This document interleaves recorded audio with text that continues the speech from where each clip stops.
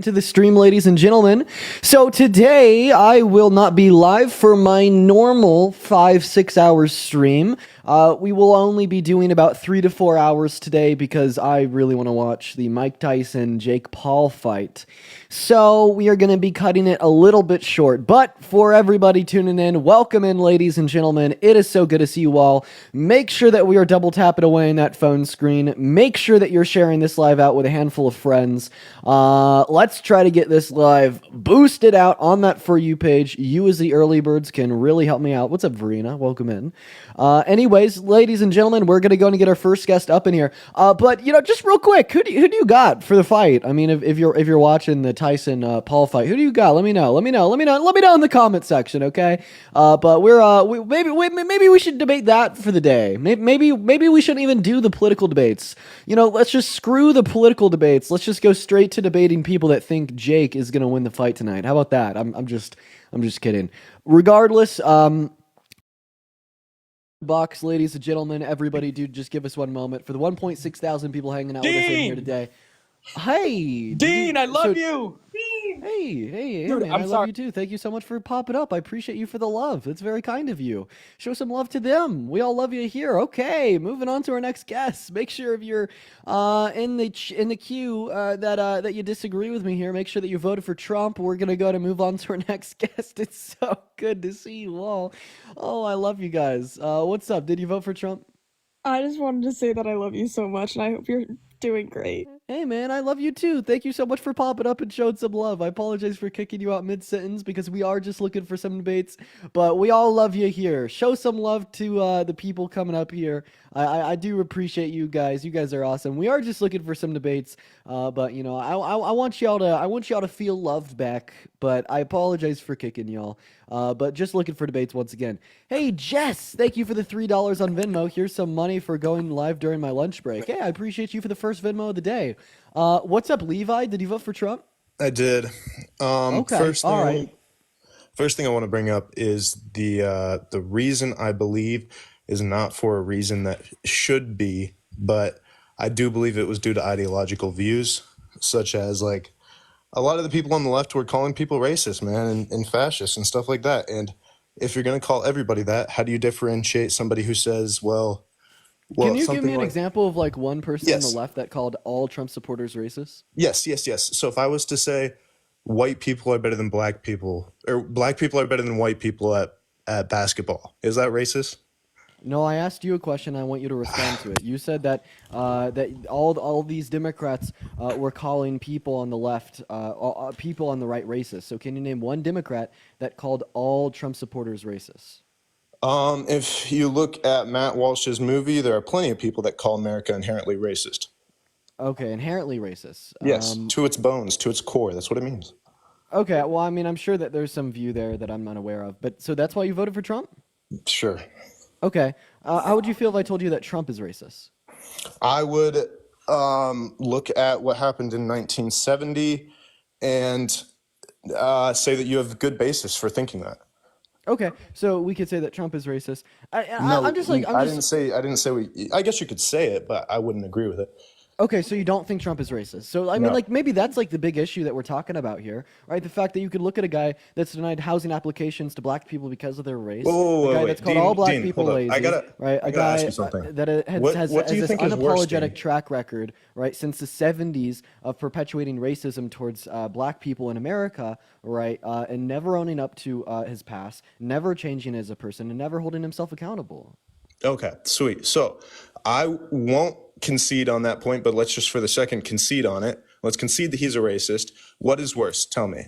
If a whole entire society or a group is calling the other side racist, or if there is one individual leader of the country who is a racist, which one is worse? I mean, that's an The actual whole question. Democrat Party doesn't call all Trump supporters racist. Are you kidding me? I won't even sit here and call all Trump supporters racist. All right. No, Okay. give me I one thought you Democrat did. in mainstream politics that has called all people that voted for Trump racist. Well, you still haven't answered my question from the beginning, which is if I say black people are better than white people at basketball, is that racist? No. Okay. Well, wait, what? Why? That's not racism because racism can't be perpetuated against white people given a systemic view, right? But I mean, I'm still waiting for you to answer my question, right? Name one mainstream Democrat that has called all Trump supporters racist. None.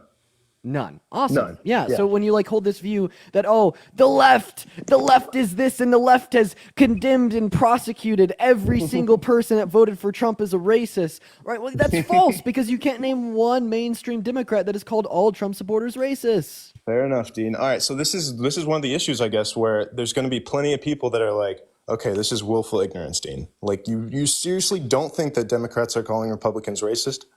I'd say that Democrats can definitely call a lot of Republicans racist, and I'd hold the same sentiment. Wait, right? so you agree with me? Chantal, So I you appreciate agree you with for me the that you $5.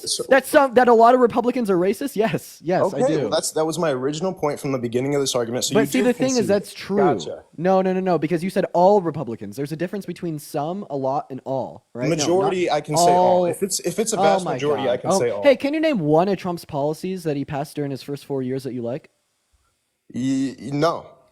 You fucking idiot. See, Okay. that's the thing with you, is you will vote for the 34 count felon, the adjudicated rapist. I just look at the this guy that stats. is one second, that has sexualized little girls, boasted about grabbing women by the P word, went on Howard Stern and told him that he liked to like perv on young women that were changing and like then were half naked to teenage girls changing in locker rooms at Miss Teen Terrible stuff. USA. Passed no policy that benefited the average American more so than the top 1%, all because you're mad that you've probably been called a racist. And quite fucking frankly, that's mad. very well possible. But see, that's the big issue with America. You will literally vote for the motherfucker that tried to coup the country, overturn the results of the 2020 election, and you will introduce a new era of death to America, anti-American values, all because you have fucking pissed your pants and you're so mad, right, that You're the left has spoiler more of Jing. a When can I focus on talk? systemic racism.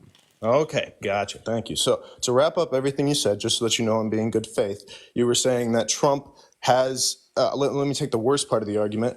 Trump has gone to literal bathrooms of women and brags about it. So in my opinion, like that literally can't get any worse than that. So how could I vote for somebody that's that bad and like have a good conscience about it? The answer is the other side would have Chantel, to thank be, you for the $2 of PayPal. the answer is the other side would have to be pretty bad. And then you're like, well, how does it get worse than that? And I would say the ending of a population is much worse than a racist population. Would you agree with that? And then I'll explain in a sec. That's so arbitrary. How does the left want to end America? What? Well, first off, I'm not conceding on the fact that we are like racist, and we can definitely debate that. But yes, so if we are to bring people that are going to do the easy work, so I'm pivoting to migration, then we will have a bunch of people in the lower IQ percentile without a job, without a way to sustain themselves, except for relying on the upper class. So, and then we see this all the time through homeless people, through, I don't know, people on TikTok getting donations. We see this all the time. And How many continents are there? 7. Bro, come on. Name Stop them. doing this. North America, South America, Australia. What do you want to do? Europe? Oh my gosh, bro. Just have a good faith conversation with me. Okay, well, I mean, nice. You can name 3 of the 7 continents. You're telling me that I'm low IQ, relying on the upper class for. a Oh, living. I Come wasn't on. talking about, my bad. That's fair. I didn't mean to like call you low IQ. I was just saying like people get held up by the middle class all the time. So And- I'm confused. So your point is that migration ushers in the end of civilization. Sure. Yeah. Okay, can you defend that point? Yes. So, like the end of civilization or the end of America. But if there are a bunch of people with low IQs that are not able to work, What then you the will have a dysfunctional society. So So you're saying that migration is only low IQ people that aren't going to work? generally, what do you mean? Wait, so, I mean, that's hold on. that's You just can't- so I mean, like that's factually that's incorrect. statistically true. No, Oh, that's wait, not you statistically even agree. true. Yes, it is. It is Yes, the case that immigrants over the course of the next 10 years are going to add $7 trillion to our country's GDP, right? In the last year, they paid $93 billion. That doesn't have to do with their into our IQ. federal That tax just means the system. people And it is the utilizing case them that have they a high have a IQ. positive impact on the economy, right? Insofar as your second point of them having a low IQ, IQ, right? There's absolutely no defense that you could ever make for that point. That is just like pure fucking prejudice. Eli, thank you for the $3 on PayPal. But insofar as your point that they don't work, they don't positively impact our economy. It is the case that they do work and they No, do they do positively impact our economy. So then your point is that they're going to destroy America by okay. positively So you impacting feel our like I'm economy? okay? Can you just answer this directly? No, no, no, then? no. So how are they going to destroy America if they positively impact our economy? The people with low, I keep saying this, the people with lower Low IQs IQ. will So be why do you say Why are do you you cool say with that this? immigrants have low IQs? No, I'm not saying they have low IQs. I'm saying the people with low IQs in America will be jobless. Okay, so people in America are going to be out of a job because someone else is working it? I guess. Sure. Yeah, you can take it to the. Yep. Make your point. So which one is it? Are immigrants relying upon our social systems to live and they just feed off of your tax money, or are they taking Americans' jobs? No, they're definitely useful to Americans' jobs. They're taking the lower IQ jobs. I'm not calling them lower IQ. What is a In lower fact, IQ job? in fact, they're 10 times more efficient than a regular American, and they'll do it for half the price. So it's like What it's is not a that they have low low, IQ job? bro. If we're just gonna have these conversations, I can't. Okay, bricklaying. Like, does that require high IQ? Tell me. Does bricklaying require high IQ? So you're just saying like jobs that are reliant upon like physical labor, right? I First of guess. all, jobs that are reliant upon physical labor, right, doesn't necessitate that it's a quote unquote low IQ job in the slightest, right? And then secondly, so you're saying that there's going to be really productive migrants that come into our country and work those jobs and take them away from natural born U.S. citizens? Is that your claim? Why Wait. should I care? Oh my gosh. Why the fuck should I care? They're Why can't you definitely just low instead IQ, advocate dude. for there to be like more jobs available in America? Let's advocate for the Listen, reindustrialization of America. Let's I need to advocate be for more clear. jobs, right? Then it is the case that you like to say that there's the biggest invasion of the southern border under Biden and Harris's last 4 years, but yet it is the case that we had some of the lowest rates of unemployment for U.S. citizens under Biden and Harris. Right? Oh, So I do you just think think that your I'm point here is incorrect. anti-migration? I don't really know what you think, Levi, because you Fair haven't made a enough. coherent point since you've joined the stream. Okay, so I do not think that migration is bad. In fact, like I said, they take the easiest jobs, which should make the GDP go up. That's pretty obvious. The point that I was still making, and you still haven't offered me an answer for this. I'm not even trying to get you at a gotcha. I'm asking, what are those people going And to then do? once again, I also disagree with that, saying that they take the easiest jobs Oh and my like that is what gosh. upholsters the economy. Are you just saying that like you're classifying like an easy job on the basis of like not requiring like a college degree or like being Sure, reliant upon sure, physical whatever you want to labor? say. Yes. Okay, right. So answer the question. So I just want to clarify. Do you think that construction's an easy job? Sure. Yes, just answer the question though. Okay, have you ever worked construction? Yes. You have worked construction. Yes. How I'm long? low What did IQ. you do? I'm low IQ. I did landscaping. I worked on houses with somebody that we migrated from Nicaragua. We're just gonna kick him and move on. I don't know what the fuck that guy was saying. Like he was, well, I have no fucking clue. No one knows what he was trying to say. Hi, Jack. Did you vote for Trump? Yo, hello? Wait, can you see me? I don't really want to see you. Did you vote for Trump? Oh, okay. Nah, I didn't vote for Kamala. I didn't vote for Trump. I didn't vote for shit. Play my music on Spotify. All right, kick me.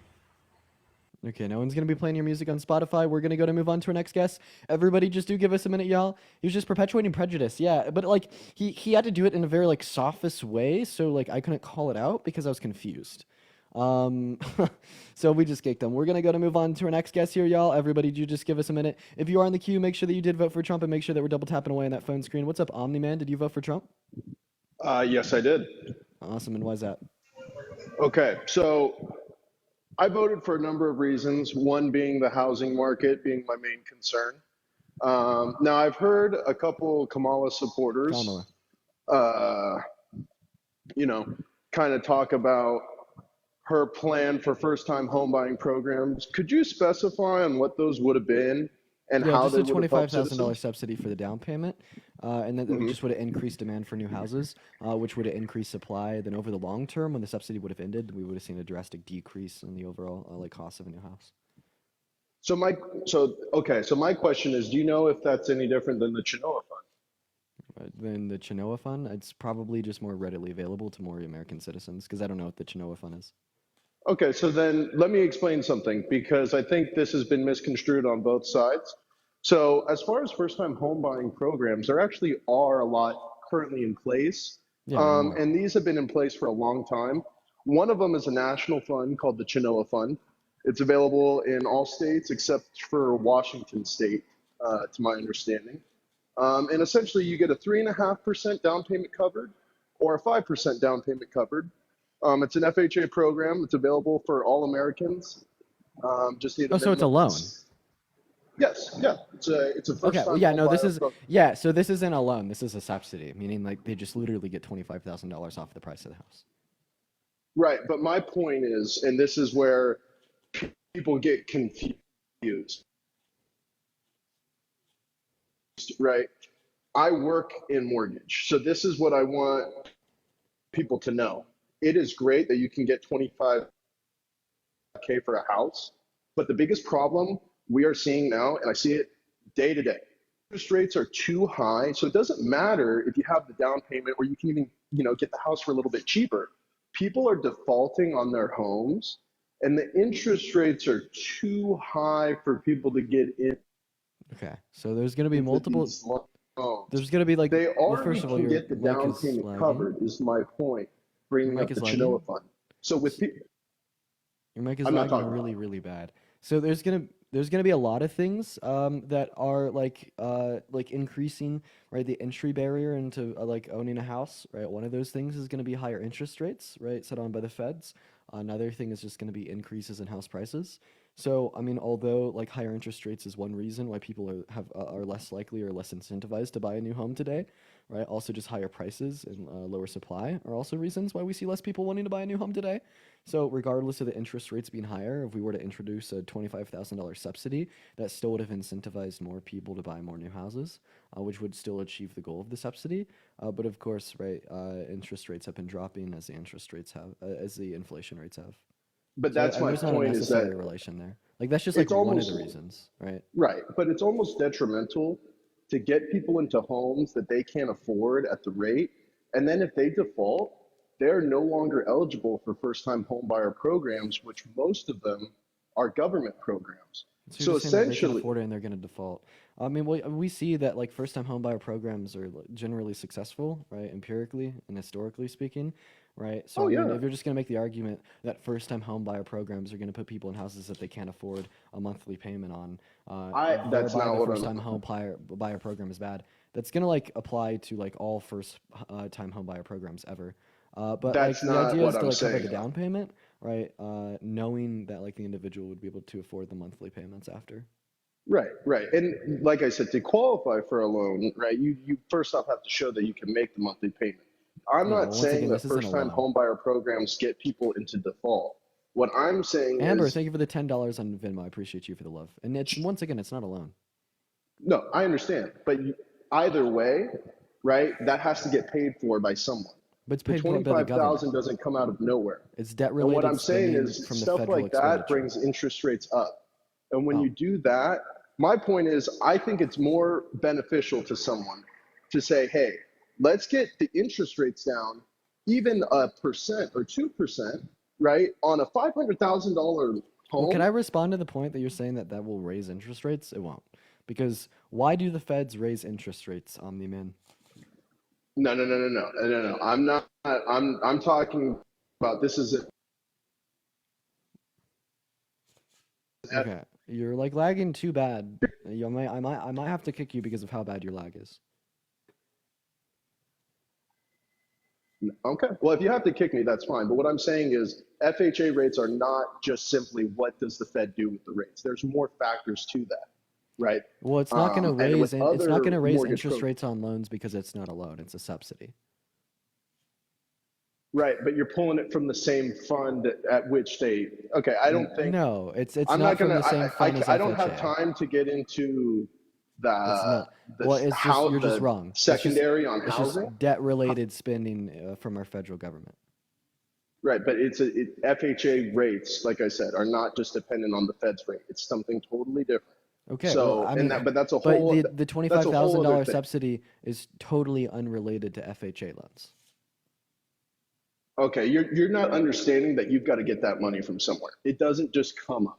Okay, so And where are I'm you going to telling, get that yeah, money? that money comes Let from me, the same place let that me ask like you, where are you going to get the money? Of course, right? So the $25,000 subsidy for first-time homebuyers was included within her tax relief plan that in totality cost $2.4 trillion. 1.3 trillion of that was going to come from a 7% increase in our corporate tax rate, and the remainder of the 1.1 trillion was going to come from granting Medicare a greater renegotiating ability with private pharmaceutical companies, and then the remainder was going to come from an introduction of an unrealized capital gains tax on centimillionaires, and then the remainder was an increase in the realized capital gains tax for the same people. But I mean, if you're concerned of like where money is going to come from for like subsidies or tax relief in general, where's the $7 trillion going to come from that it's going to cost for another 10 years of Trump's TCGA that he plans and intends to sign into law next year? But that you just answered exactly what I wanted. So yeah, it is a lot of money. We can sit here and say, well, the tax plan is going to bring in this or that. You're talking about 2.4 trillion in Yeah, that she knew how to pay on for. on a specific program, No, right? that was her tax So relief as a whole. That also included the increases in the child tax credit. That included the reductions for in the tax in like the tax marginal tax rates for low and middle class. That included the $50,000 tax rebate for the first year of a business's life, capping out a pocket cost for all private for all pharmaceutical costs for all Americans to $2,000 a year. Right, and I mean, like, I just think that your critique here is like bad. Anthony thinks I'm they're not, gonna I'm go. not, And the I'm reason not I say that, arguing and the of reason how I they're say going to that your get the. critique is bad is because her plan costs $2.4 trillion dollars, and she knew where that money was going to come from, and it would have been paid off over 10 years. Donald Trump's plan is going to cost $7 trillion dollars, and he has no plan for where that money is going to come from. The only thing that you've been able to talk about since you joined the live is, oh, more reckless government spending is really bad for reason X, Y, and Z. The only reckless government spending I see is going to be another 4 years of Trump where he's going to sign the TCGA into law, costing $7 trillion dollars according to the CBO. That's insane. Right. I'm specifically speaking on one point. I don't claim to know. I'm not an expert on tax code. I'm not a CPA. But what I'm saying is, regardless if you want to say, oh well, there's a way she could have got it. Okay, I'm not going to argue with you on that. What I am saying though it's a lot of spending. Regardless of how you feel, it is a Yeah, lot of spending. Trump was spending more. I'm right. Well, if you look at it, everyone has increasingly spent more. No, that's also false. Biden and Harris in the last 4 years spent less than Donald Trump did in his 4 years. They spent What did 4.6 they trillion. spend? I'm not familiar with their exact number. $4.6 trillion in a whole, 2.2 trillion non-COVID related. Donald Trump spent 8.7 trillion, 4.8 trillion non-COVID related. So they spent less than Trump. Okay, I'd have to take a look at some certain things, but It's coming from the regardless, I mean, CRBF, the spending, Congressional Committee for a Responsible Federal Budget. regardless, the debt has been increasingly added to. I think the last person to bring down the debt was Clinton, if Yeah, I'm you're not right. mistaken. You're right, but So that doesn't change the fact that Donald Trump is worse for the debt than Biden and Harris. I guess we're just going to have to differ on this because there is two legitimate views. Some people do believe that, giving people 25 grand and letting them put that towards their down payment or, using it for their payment if they can get their down payment covered, obviously. You're right, thumbs But up. for the majority of Americans, it's going to bring their interest rates up, whether you want to hear it or not. I mean, it's How? just How? because you're spending 2.4 trillion and it would come out of the same budget that FHA pulls for their loans. Okay, and what's the budget? Because it would have come out of the approved budget from Congress in 2025 once the TCGA expired and it had to be renewed given our plan. Right, it wouldn't have come out. It would not have came out of the same budget. There would have been a new budget created just for the $25,000 subsidy. And if you Right. think so, you're saying that government spending causes interest rates to increase. So in a sense, you're right, because what causes interest rates to increase is going to be inflation, and government spending can cause inflation, right? And any tax relief does have inflationary pressures, right? But overwhelmingly, Donald Trump will cause more inflation than Kamala Harris would have, right? So your critique here would be moot at a consideration of the fact I don't. that there's more I think you're inflationary looking pressures from Donald Trump's policy compared to Kamala Harris's. as far as housing.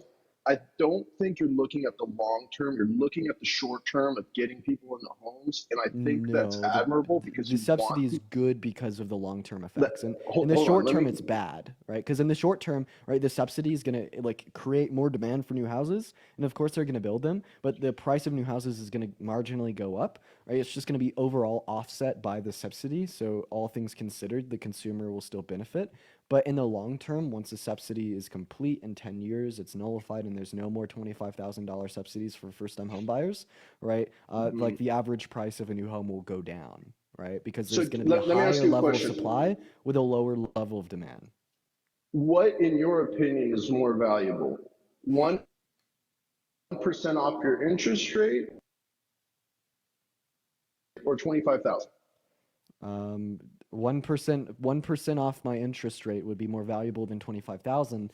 But the reason that that doesn't apply to this conversation is because it's $25,000 for a first-time home and 1% off your interest rates because the feds have been cutting those consecutively for the last 18 months. Or you vote for Donald Trump and you That get his is not. policy that Whoa, causes whoa, more whoa, whoa, inflation whoa. because of his tariffs. The Fed has been cutting interest rates. That does not mean mortgage rates have gone down consistently for the past 18 months. Well, who That is misinformation, my So friend. who controls mortgage And you can rates, look, and right? Like individual you can, lenders are gonna gonna control their interest rates within the parameters set by the feds, right? But I mean, if you're just gonna say that individual lenders are gonna increase interest rates because of a $25,000 down payment, like you just have no justification for that. there is justification for that, but What is I it? see where I get what you're, What is it? because that money is going to, because like I said, if the Fed increases rates, right, private lenders will increase their But the rates. Fed's not gonna And increase their rates; they're gonna decrease them because they've there's not said overwhelming that inflationary pressures, they have said that and they have they said they have would done do, it, and they've done it, and they've done it for the last 18 months. but you have to look at what Donald Trump did when he was in office and what he's probably going to do now. What did he do when he was in office? He was the king for mortgage. If you look, the majority of Americans that have their mortgage right now, they either refied or purchased anywhere from like 2018 to 2021 when interest rates were super low. Okay, what So policy did right Donald now, Trump with pass and enact into law through Congress that would decrease interest rates? I what he did to decrease interest rates, from my understanding, what he did is he appointed someone on the Fed, and they just essentially did everything that he wanted. Now there was repercussions to it. Jerome Powell, and Jerome Powell has been the head of the Feds under Biden and Harris, and Jerome Powell will be the head of the Feds under Donald Trump because Jerome Powell actually does a pretty damn fucking good job. Okay, You're but not hearing the me. reason that You're he not has hearing me. decreased and increased interest rates has nothing to do with Biden, Harris, Trump, any of these motherfuckers, right? Because Okay, the you can increasing think and that. decreasing. Okay, well, I'm teaching you a lesson, and I mean, I hope that you're going to be receptive of it. You're not teaching me a lesson, buddy. You'll just see. Oh I my don't need God, to sure. You could sit there and be just let- prejudiced and like you're fucking and you could sit there and be prejudiced because I'm younger than you. That doesn't mean that I'm not more knowledgeable than you. Okay? Like I'm actively trying to educate you on these things, right? And the fact that you are denying education because I'm younger than you only speaks to your own character. Right, but I'm still going to offer you the education nonetheless because you don't know what the fuck you're talking about. And you know, quite frankly, just because of that comment, I'm going to go ahead and put you on the spot. Name the policy that Donald Trump put into place and influenced through Congress that inevitably led with the consequence of a decrease in interest rates. Name it. Name it. You won't be able to, even though that was the claim that you made. And it looks like you're on pause. You're either Googling a policy or running away. But because you haven't disconnected yet, I know you could still hear me. You got to unmute your mic on me, man. There you Can you go. hear So me? name the policy that Donald Trump influenced through Congress that decreased interest rates during his first term. You won't be able to say shit. No, I'm not like you. I don't just like follow what gets passed through Congress. I just know what happened. I know interest rates went Boom. down. I know interest Boom. rates went down. Why did Hold on. interest rates go down? Because I want you to answer this, then I want myself to answer this, so I could demonstrate to you and everybody watching how the whole like snarky comment, oh, you're not gonna educate me, buddy, because you're 20 years old, is just absolute Oh bullshit. wait, how old do you think I am? You think I'm like old or something? I don't know how old you are. You're obviously older than me. 23. I'm like 23. Oh Trump, dear Trump, God. Trump, Oh Trump dear was God. good That for makes it interest rates, worse. whether you like So it or what not. did he do for interest rates? But I'm just, if you look at the numbers You could look. from when he was Oh, president, I hear when you you. look at the number, You're right. no, I hear numbers you. don't lie. Look at Yeah, interest I hear rates you. when he was in So you're, office. you're you're saying that because interest rates were lower under Trump's term than Biden and Harris's term, that Donald Trump caused that to be the case. So I think that we need to talk about some very basic principles of critical thought. So just because, right, one variable is associated with another variable doesn't mean it caused it. So for instance, just because something can happen in our country or in our economy doesn't mean that the president caused it, right? And we're going to go ahead and use your own logic to demonstrate to you how it's wrong, and I know that you're going to reject it. So something else that happened under Trump's term was the highest level of unemployment that we've had in the last 100 years at 14.8% Are in April of are 2020. you taking Did the Donald Trump COVID cause that? numbers? Oh, dude, you're just fishy. Obviously, it was COVID. It was a global recession. Everyone's unemployment was up. It was a global pandemic that no individual leader could have stopped. Like, let's Good, quit the blame game for good the boy, COVID good numbers. boy. You answered correctly. You walked right into the point. Okay, you're right. COVID did cause the 14.8% rate of unemployment under Trump's term. Meaning Right, yeah, it and wasn't caused by Trump, meaning that external variables can have an impact on things that happen in an interest rates economy. were So interest. when you make the claim Yes, that Donald they Trump dropped decreased, all-time shut the low fuck during up. COVID. 5, 4, 3, good boy. So when you make No, the no, no, no, claim, no. That's rude. 5, No. You want to have a 4, conversation? 3, You want to have 2, you want to be 1. rude? Go, Okay, I'm, you don't have I'm, manners. I'm going to go ahead and continue to speak. So when you make the claim that Donald Trump influenced the interest rates to decrease just because he was president while they decrease, you're not isolating for external variables. So you have to isolate for external variables that could have had an impact on interest rates by telling me what policy he pushed through Congress or what executive order he signed into law or what appointment he made Right. that specifically led to a reduction in the interest rates. See, because from my Obviously, Toby. perspective, right, the executive branch of our government doesn't control interest rates. And even the heads of the Fed, although they control interest rates, they don't do so. They don't change the interest rates because of a command from the president. They change the interest rates reliant upon when a reduction in consumer spending is necessary to combat levels of inflation. So we didn't see high levels of inflation during the first 2 to 3 years of Trump's presidency because that was a continuation of Obama's economy. And we also didn't see high levels of inflation during the last 18 months of Obama's economy, right? So what the feds did in response to that was they dropped the interest rates because there was no sufficient need to further restrict consumer spending to reduce inflation because it was at a functioning leveled rate. But after COVID, right, we've had high levels of inflation, right? So they counteracted that by increasing the interest rates, which led to a reduction in consumer spending. And when you reduce consumer spending, you buy out of, but you also reduce inflation. So do you see how like levels No. of interest rates have absolutely no correlate to Donald Trump, Biden, and Harris? No. Right, but Shit on him so hard, he's starting to lower lag. interest rates to COVID. Okay, well, we're gonna go to get your buddy up here to debate, so like they could talk while you're lagging. In fact, we're just gonna go to kick you Obviously, because your lag is COVID so rates bad. MAGA Mobile. All right, we're gonna go to move on to our next guest here, y'all. If you guys are enjoying the stream, make sure that we're double tapping. What's up, Ashley? Did you vote for Trump? Oh, shoot. Sorry, no. No worries, Ashley. I appreciate you for coming up. We're going to go to move on to our next guest, y'all. Let's go and get our next guest, David, up into the stream, guys. Make sure if you are in the queue that you did vote for Trump, everybody, and also make sure that we are double tapping away in that phone screen. All right. By the way, in the meantime, who do you have your money on for the fight tonight?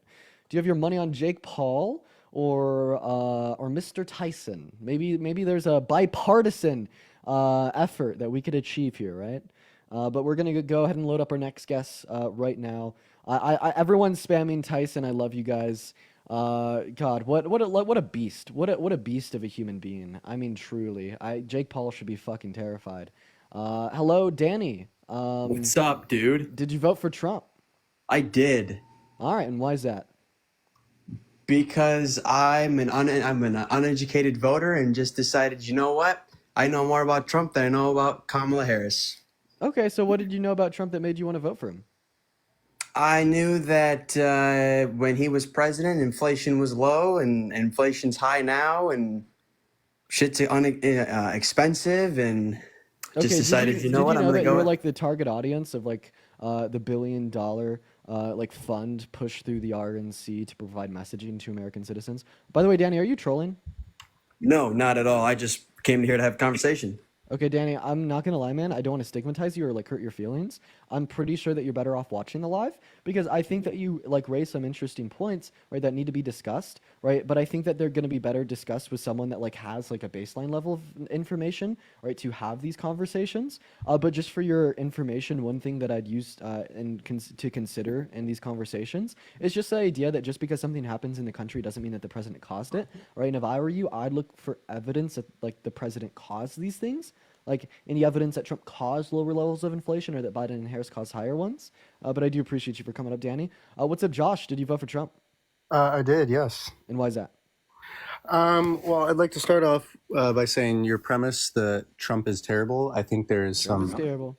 yeah, great impression. I think there's some validity in that statement. I by no means think he is a morally perfect person. I actually would agree that he's terrible in a lot of ways. But my reasoning for voting for him was it seemed like he had a clearer, for two main reasons.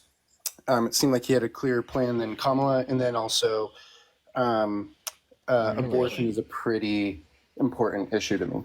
Okay. Well, we're just gonna go ahead and breeze through the clear plan point that you made, so we could like spend most of our time talking about abortion. Sure. What was Trump's plan for healthcare? What is Trump's plan for immigration? And what is Yes. Trump's plan to pay for his tax cuts? Yeah, so for the healthcare thing, I don't believe he really had a plan. I mean, that was pretty evident in the debate when he said he has. What was the phrase he said? He has. Gosh, I can't even think of what he said. It was clear in his answer though that he and his team had not been working on a plan, but I think that was because that was not like one of the hot. Okay, so no plan for healthcare. What was his plan for immigration?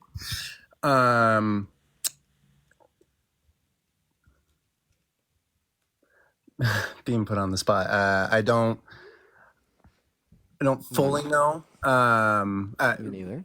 Yeah, but So I what will was say his- that his blanket statement of being able to put tariffs on other countries was giving reason to why or how we were going to be able to afford tax cuts and all these other policies. When Kamala Harris was throwing out these things that she was wanting to do, and when she was pushed on how she was going to do it, she never really answered that.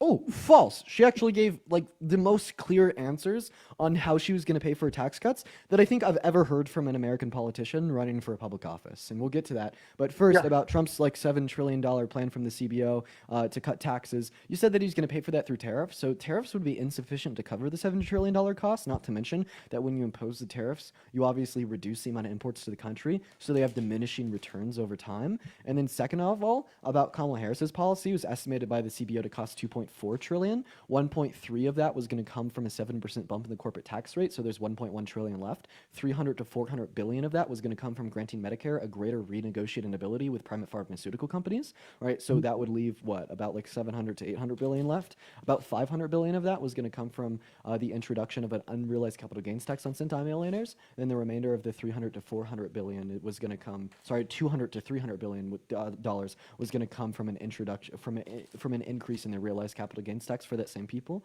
right? So I'd say that she actually had a more plan overall, like a more clear plan overall compared to Donald Trump. But you also said that abortion was important to you. So are you pro-life? I'm sorry, real quick before we move on to that, I just kind of wanted to ask you, not that I don't believe any of the numbers that you're saying, I just, when did Harris address that, just so that because I would like to look that up and see what. Yeah, so this was announced by her campaign, right? And it's probably still on kamalaharris.com/issues, right? Okay. Then it was also within the budget approval of Biden and Harris in 2025. Okay. Amber, I appreciate you for the Galaxy, which was basically like the increases in tax that she wanted to introduce, and it was like looked over by Congress. And it included estimates from the Treasury insofar as how much like these increases in the tax would garner to pay for her plan. Okay. But about abortion, are you pro-life? I am, yeah. Okay. So you think abortion's wrong? Yes, I do. Okay. Why? Yeah, well, I think abortion is an issue of when people believe human life starts, and I believe human life starts at conception. Okay, you believe that human life starts at conception. So, I mean, I'm just trying to determine which way I want to take this conversation. Maybe a first question I could ask you is, do you think that abortion's immoral because of your religion? I do, but similar to like Charlie Kirk, I can defend it from a non-religious standpoint. From a secular standpoint, okay. Well, I mean, I think that, are you a Christian? I am, yeah. Okay, well, I mean, let's first just make this consideration. We need to define our terms first. Would you agree with me that a fair definition of pro-life, right, as a movement in America today, right, just has to do with restricting or impeding upon the will or ability of a woman from getting an abortion? Oh, I'm so sorry. That cut out for a second for me. Can you rephrase that? Cindy, thank you for the $10 donation on Venmo. I really appreciate you for the love, Cindy. Everybody, please show some love to Cindy down below in the chat. Would you agree with me that a fair definition of pro-life in America today would be restricting or impeding upon the ability or will of a woman from getting an abortion? I don't see an issue with that definition so far. Okay, is God pro-life? I believe so, yes. So he would restrict the will of a woman from getting an abortion? What do you mean restrict the will?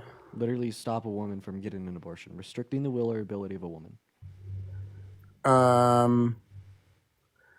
See, God wouldn't stop them, right? Well, So, I like, think here's the thing: God's pro-choice, right? So if God's pro-choice, why aren't you? just because God gives us free will to do things doesn't mean that he justifies it. Yeah, sure, that's fine. You could say that abortion's wrong, but like women should still have the will to access them because of God's pro-choice. You should be too, right? I mean that's completely compatible with a pro-choice worldview. I'm not telling you that you have to think that abortion's morally permissible or a good thing. I'm telling you that you could even think that abortion's really immoral, right? But just uphold Sure. the same view that God does, recognizing that abortion's immoral while still thinking that women should have access to it to make that decision for themselves. I mean, like, Yeah, I but personally think that abortion is completely morally permissible, but in the sense of legislation, I think it's really hard for a Christian to justify the view that women shouldn't have legal access to it. yeah, but I'm saying that I believe that human life starts at conception. So by that definition, I would believe that committing an abortion at any point would be a form of murder. Kara, thank you for the $5 on Venmo. I hear you. If God saw a woman getting an abortion could stop them but didn't stop them, would God be doing anything wrong? No. So if you, Kamala Harris, or the rest of our federal and state government saw a woman getting an abortion, could stop them through legislation but didn't stop them, would they be doing anything wrong?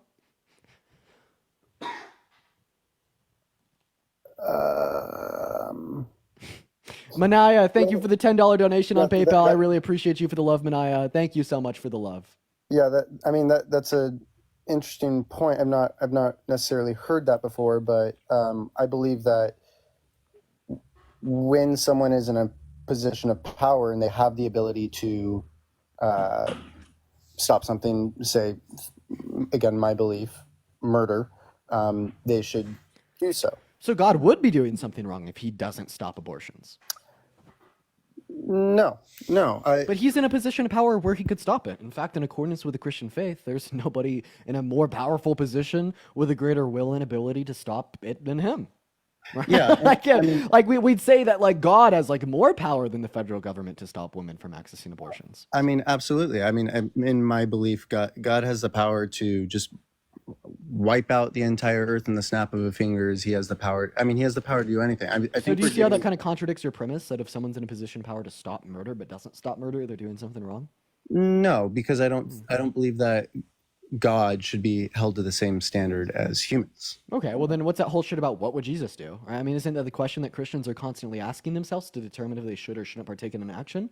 Right? Yeah. They ask themselves what Jesus would do, and if Jesus wouldn't do it, maybe they shouldn't either. And if Jesus would do it, maybe they should too. Peen, thank you so much for the galaxy. I appreciate you for the love. I mean, like, at the end of the day, like, I think, right, that all representatives of Congress, all representatives of state governments, all representatives of every government, right, should really consider what Jesus would do when they're determining, right, if they should make access to abortion illegal. Because obviously God wouldn't. God would never want to infringe upon the will of a woman from getting that, so they shouldn't either. And how could you possibly fault someone for just simply doing what Jesus would do? Yeah, Dean, I think And this Dora, thank you for the $40 donation on Venmo. Holy shit. word. Everybody, please show some love to Dora down below in the chat for the $40 donation. That is absurd. Thank you so much, Dora. Everybody, please show some love to Dora. I really appreciate you for that. Thank you, Dora. Thank you, some love to Dora down That's below. insane. That is insane. Yeah, I think it's a little bit of a mute argument, again, because I think you could put in place anything in place of abortion. I think you're starting an argument. No. You're right. Oh, you caught me. I actually am just giving you I'm giving you like a higher level critique of Christianity as a whole. Because under Christianity, the criminal justice system is like totally fucking defunct and makes no goddamn sense. Because God would never infringe upon the will of an individual from partaking in an action. But it sure does make for a fun argument insofar as why you should be pro-choice. Yeah, I guess, and I appreciate you bringing that up. I think there's just like some fundamental differences in what I believe about my God and what you believe about God. But again, I if we're staying on the Trump-Harris abortion topic, I'd like to get into that from a secular standpoint, because we're just not going to see eye on the religious standpoint. Okay, I mean, yeah, sure, whatever. I mean, I'm going to be honest, man. You didn't give any rebuttal to my argument, but I have so many more in the arsenal. I don't mind just moving forward. You said that human life, you know, go, take it away. If not, I could give you another argument. Well, that's fine. We can move on. Okay, all right, sounds good. So yeah, you said that you think that human life begins at the moment of conception, and then you also said that it's kind of like murder to kill an innocent human life after that, right? Yeah. Perfect. So, an IUD is a form of birth control that can actually kill little innocent babies after the moment of conception when they're conceived zygotes by not allowing them to implant into the uterine lining. So, would you say that women with IUDs are literally murderers? Staff, thank you for the $6 and the 66 cents on Venmo. I appreciate you for the love. By definition, and to be logically consistent, yeah, that could be deemed as a form of murder. Yeah, but do you think that that's absurd? Yes, I think the line of questioning and me forcing me to have to call them murderers is insane, and like that's the reason I bring it up, because if I could demonstrate a logical outcome of your principled stance on abortion that even you find to be a little bit insane, that's when you have to go back to the drawing board and kind of reconsider your perspective as a whole.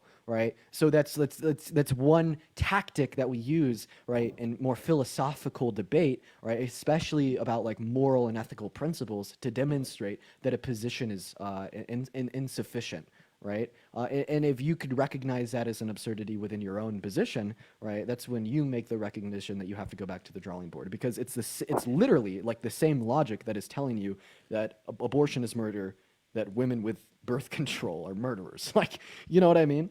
Well, yeah. So I think part of it has to do with the culture we live in. Like you and I have grown up in a day and age where Stacey, thank you for the $2 on Venmo. I appreciate you.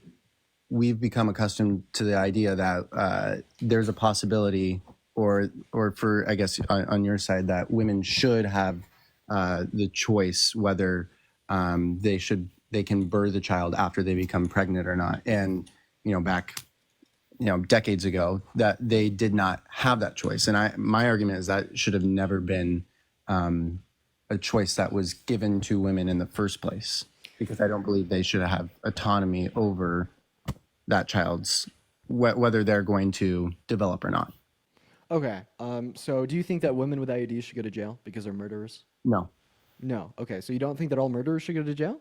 So I've heard you make this argument before, and I think you're kind of characterizing the question. I think you know it as well. I mean, I don't believe that if there was a law that would make abortion illegal, and then a woman sought out an abortion after abortions were made illegal, then yes, I believe they should go to jail. Do I think right now that a woman that gets an abortion today should go to jail? No.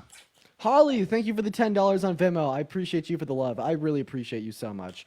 And like, I don't know, I kind of disagreed with that. I disagree with the principle that like you can't like like you can't hold to like moral conclusions that like people that do like heinously bad action should go to jail. Like for instance, in Germany in the 1930s and 40s, it was totally legal to like rape and kill like Jewish people. All right? And like under your worldview, you'd thereby say that the Nuremberg trials that followed the Holocaust were immoral because they were retroactively enforcing new moral principles on these people that were committing totally legal actions, right? And it's like, what's the difference between saying that killing a Jewish person during the Holocaust and World War II was a heinous crime deserving of retroactive enforcement of moral principles during the Nuremberg trials, and saying that, like, well, a woman with an IUD killing a conceived zygote is a heinous crime identical to that of a murder of a Jewish person in World War II that should be retroactively enforced upon given your moral principles, thereby they should be sent to jail. Yeah, I think that's a little bit of a different example, and I feel like you could maybe as well recognize the differences in those examples where that is in a fascist Germany, that it's in a state where like a dictator is committing a mass genocide. And in the U.S., there's a Wouldn't you say that women with IUDs are committing a mass genocide? I mean, dude, like seriously, if we were to calculate like all right of the unicellular zygotes that have died because of IUDs, the death toll would be astoundingly high, right? Oh, sure, yeah. Stephanie, thank you for the $10. And I'll point something out about my point that like we touched on a little bit when Nicole, I said thank you that for it was $5 on Venmo as well. Thank you. and maybe that was not the right phrasing, but I understand that like there's different like feelings around different things. So I've heard like, again, the example, like if I'm in a lab and I knock a petri dish off the table and it had a fertilized egg in it, like obviously I don't have the same sort of feeling towards ending that life as I do like a baby in the third trimester that were to potentially be unalived again by me for whatever reason. Like I don't have the same feeling, but just because I don't have the same feeling doesn't mean. Would you rather save? Would you rather save like 5 unicellular zygotes / embryos in a petri dish, or like 1 newborn baby? That's an interesting question. I think you're kind of touching on the argument of like the potential for development, which is no, wait, you don't care about potential for development I at do. all. I do. No, because you just care about if it's a human life or not a human life.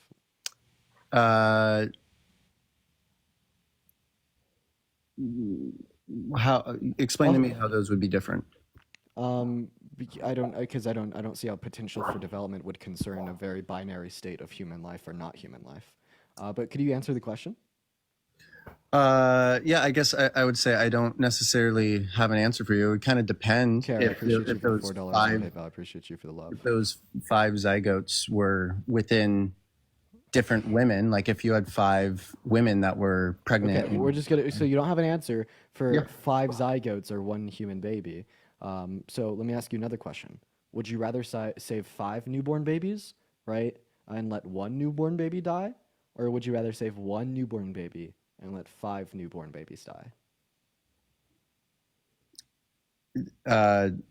Just you're saying newborn babies for both the 1 and the 5, correct? Yeah. Yeah, I mean, obviously 5 newborn babies would, yeah. And what does that demonstrate to you, right? Because when it's about 5 zygotes compared to 1 baby, you're like, I don't have an answer for you. It's obviously not clear at all. I'm super agnostic. I don't know what to say. But when it's like 5 newborn babies compared to 1 newborn baby, you're like, oh, obviously I'd save the 5 newborns, right? And what that demonstrates to us is that you obviously don't hold as much moral value to a conceived zygote as you would a newborn baby. But this is problematic for your view because under your view, there'd be no distinction of the moral value held by a unicellular zygote and a newborn baby. And Dina, I'm disagreeing with that actually fully, because I think it's different in terms of what stage of development someone is in. So if I use the same premise, like if I said, what about 5 teenagers compared to 1 newborn baby? Like there's going to be a little bit of a moral argument. Here, I'm gonna let Parker take over for like literally 30 seconds because I have to go pee. Yeah, we're just yapping about. No, I heard the differences in value you place upon. Like and David, thank you. David, thank you for the $10 on Venmo. I appreciate you for the love, David. Chat, I'll be right back in 30 seconds. So if you do place differences in value upon, like, say, like a zygote comparative to like a like a person. I can just ask you this like infinitely. I appreciate the galaxy. Thank you so much. Would you rather save like say 100,000 zygotes or one newborn baby from a burning building? Um, again, I mean, I would just to give you an answer, I'd say 100,000 zygotes. Yeah. You would rather save 100,000 zygotes than one newborn baby? Well, here's the logic I'm coming from here, Parker. Is if those, let's say there was obviously if there's like 100,000 pregnant women in a building compared to one. No, they're just zygotes. Zygotes. Yeah. So if you're talking about like zygotes in a petri dish. Yes, and in the future they're going to right be people. We're assuming that. Okay, then yeah, I would probably save the 100,000. And again, that's because Okay. What if we made it 50,000? Huh? What if we made it 50,000? Yeah, we're gonna get down to some number where it becomes a little bit more ambiguous. Okay, so like 200. I don't know, Parker. You don't know? Would you rather save 200 zygotes or one newborn baby from a burning building? 200 zygotes, sure. Okay, 100 zygotes. Sure. 50. Again, we can keep going down this, but I'm trying to see where your number is. Like how many Well, I think you both how know many I how many don't- zygotes is equivalent to a newborn baby under your view? I think you both know that I don't have a number, but because Would you rather nuke and kill right everybody in California, or like nuke and kill all zygotes, blastocists, and embryos, right, and all sinners for IVF around the world? Yeah, so It's like a couple million deaths compared to like a couple trillion. yeah. What are you taking? What are you taking? Because I think the answer is pretty clear, right? I'd rather like just wipe out all like the zygotes, every single one of them. Yeah, wipe out the zygotes. Yeah. Listen, I with all these crazy examples you bring up, I'm not going to have a perfect answer, and either answer I give kind of puts me in. It's like one either contradicts me or one Makes you look absurd. absurd. Yeah, but that's the but that's point. because That's the called point, the man. That's called the reductio ad absurdum. Yeah, No, because but- the point that we're trying to convey here, right, is that we shouldn't attribute any value to like unicellular organisms, even if they're of our same species, right? And that's why like me and Parker would uphold a principle that we're only going to value human life that has the ability to deploy consciousness, or has the ability to deploy sentience, or like some conjunction view of like past or present and future sentience, right? And this completely solves the issue of should we value these unicellular organisms just because they're part of our species. Okay, well, I'd like to ask you guys a question then, because again, I've heard your guys' definition of when you believe human life starts, and I know there's Abby, ambiguity. thank you for the $5. Conception. Yeah, I don't think there's any ambiguity on when human life starts. It's obviously No, I'm- conception. Well, no, I'm sorry, and I'm saying there's ambiguity in the term human life, because technically, like a sperm is human life, but Yeah. So then, would you guys both say that you are against abortions in the third trimester? Yeah. Like elective lethal abortions, yeah. Yeah, elective lethal. Okay. Yeah, those shits are murder, man. Okay, so then I'd like to ask you that. Then how come I don't hear you guys pushing back on states that have that sort of legislation, or say Kamala Harris, who I don't quite know what her abortion views Because it's were. significantly more of like a prevalent problem that like people have restricted access to abortion. Right? Like Leading up to you understand that we would argue against the pro-life position as we see it to be more harmful to a significantly greater subset of people. Yeah, and then like also I just want to ask you a question. Do you think that abortion should be left up to the state just like Donald Trump thinks? No, I don't. I think it creates confusion. So you think that it should be federally outlawed? Okay. Yeah. All right. Well, is there anything else you want to go over, man? Well, I kind of wanted to ask one more point to your guys' definition of when human life starts. Moment of conception. I like the whole like thing about like sperm life. I know that it's like an argument that Parker runs. I don't attribute like human life to sperm. I don't. Sorry, when you believe human life should be protected, would that be a fairer? Yeah, whenever it's most likely that a fetus gains the ability to deploy sentience. Yeah, Right? okay. I think that right now, like our understanding is right about 20 to 24 weeks. Yep. And so let's just say we lived in a technological era where we knew the exact date that the exact day that baby was going to be able to deploy consciousness. Would you then be in supporting having an abortion up until the day before. Yeah, I So don't let's care say- about potentiality. Absolutely. You guys don't care about potentiality. No, Well, no, I don't Not give a just shit. potentiality alone. We care about potentiality or a future, so long as that there is like a past or a present established. Mhm. right. And again, I've heard this argument from you guys before, but this is where I'm arguing that I believe human life should be protected based on potential for development, which is what we value in humans as is right now. It'd be like the same thing. Like if there was a I using don't you think guys' that. No, you're saying that we should award rights to a fetus because of its future consciousness. Like we should award the rights of a conscious being to a fetus because it will be a conscious being in the future, right? But what's the difference between that argument and saying that we should award a 10-year-old the rights of an 18-year-old because it will be an 18-year-old in the future? Like, if the your only argument right is we're that affording it is the consciousness right- equals right to life, right? Mhm. Fetus will have that in the future, so we just give it the right to life of the fetus. Well, 18 years old equals the right to consent to sex, right? A 10-year-old is going to be an 18-year-old in the future, so we're just going to award that same right to the 10-year-old. Right? Do you see Yeah, like I- the confusion there and how we actually can't just view right the current capacity with the future potentiality the same? I think that we need to, I guess, come up with a clearer definition then, because yes, the potential for development is ambiguous and could include. Christina, thank you for the $5 on Venmo. I appreciate you for the very love, clearly Christina. talking about, like, if we're talking about the potential for development, the potential in a fertilized egg, the rights I'm wanting to give it is the right to live. Like I know, but like what I'm saying is a logic that you're using insofar as awarding it the rights on based upon what it will be in the future, right? Could also apply in like other scenarios where it's obviously not the case that we should do that. So you just have to give me the distinction, right? If we shouldn't award the rights of an 18-year-old to a 10-year-old because they'll be 18 in the future, right? It would logically follow that we shouldn't award the rights of a conscious being to a fetus because a fetus will be a conscious being in the future. Right, and if you could like give me the difference there, right, maybe then you could have a defensible position. But I don't believe a difference exists. You don't believe the difference would, because I guess a more comparable argument would be like granting a 10-year-old the ability to live until 18 because they're going to gain, whatever said rights. No, that makes no sense. Whatever you just said makes no sense. We're talking about the right to consent to sex, right? Because I'd say that there's current brains, there's like specific brain states, right, in which the right to consent to sex emerge out of. Right, just having like the rational faculties to like understand and conceptualize of intercourse to the fullest extent, etc.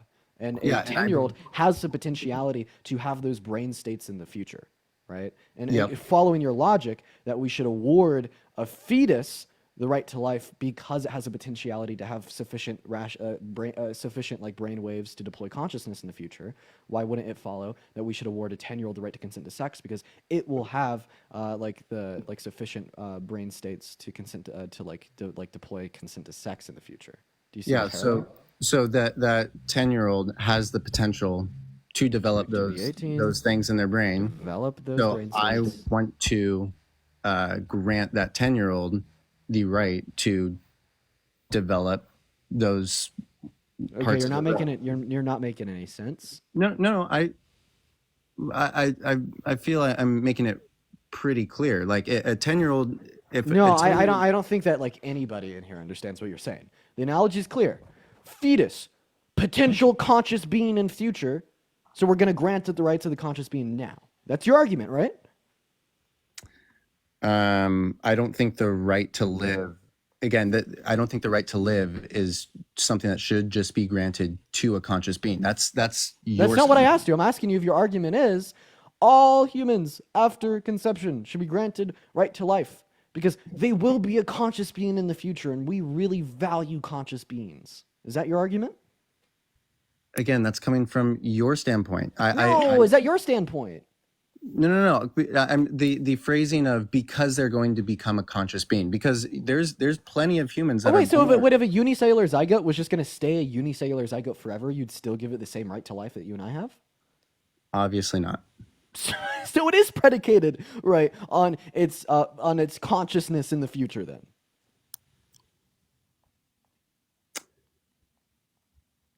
Yeah. Okay. Yeah. I would agree with that. Yeah. So conscious being, right? So yeah, once again, your position is conscious beings are very valuable, and we care about them so much, right? And we care about conscious beings so much that we are going to give them the right to life. Okay, and because right, the fetus will be a conscious being in the future, we should just award that right to the fetus too. Well, being 18 years old, we really care about being 18 years old, right? Because of the rational faculties that come alongside it. So we're going to award 18-year-olds the right to consent to sex. But a 10-year-old is going to be 18 in the future. So, following your logic, we should award the 10-year-old the right to consent to sex too. No. That's why we shouldn't award rights based upon future states. And, Yeah. right, if you accept that principle that we shouldn't award rights based upon future states, we definitely shouldn't award the right to life to a fetus or a zygote based upon their future states. Yeah, I understand the argument you're making, and it's honestly it's a good argument that I've not heard before, and I don't necessarily know if I can give you a clear answer on how the two are different at the moment. Okay, all right, Josh. Well, I appreciate you for coming up, man. Yeah, thank you, Dean. Have a good one. You too. All right, Parker. I appreciate you for covering me. Are you gonna go live? Sorry. Yeah, I was thinking about it. I Yeah, mean, I'm feel not free. negatively impacting the live right now, so Yeah, that's no. a good. You are more than welcome to hang out here. You are more So- than welcome to go live. Do whatever you want, man. But you're welcome here if you want it. Yeah, should I try and then like if it doesn't work, come back and raid? Yeah, 'Cause, sure. like Whatever you dude, want. just Man. the past 3 days, dude, it's literally been like fucking 70%. It's been so unbelievable. Yeah, well, I'll be hanging out here waiting for you. But All right, if you all wanna right. I'll stay, be right feel back, free. everyone. All right. See you, man. All right. I'll see y'all. Peace. All right. What's up, Chandler? Did you vote for Trump? Yeah, I did. All right. W's for Parker in the chat. So, Chandler, let me ask you a question. Why did you vote for Trump? I didn't necessarily vote for Trump. More so, kind of voted against Kamala's tax policy. Kamala. Oh, wow. How much money do you make per Kamala. year? I apologize. I make well over 450,000. Okay. Are you driving right now? Yeah, I am. Do I need to get off?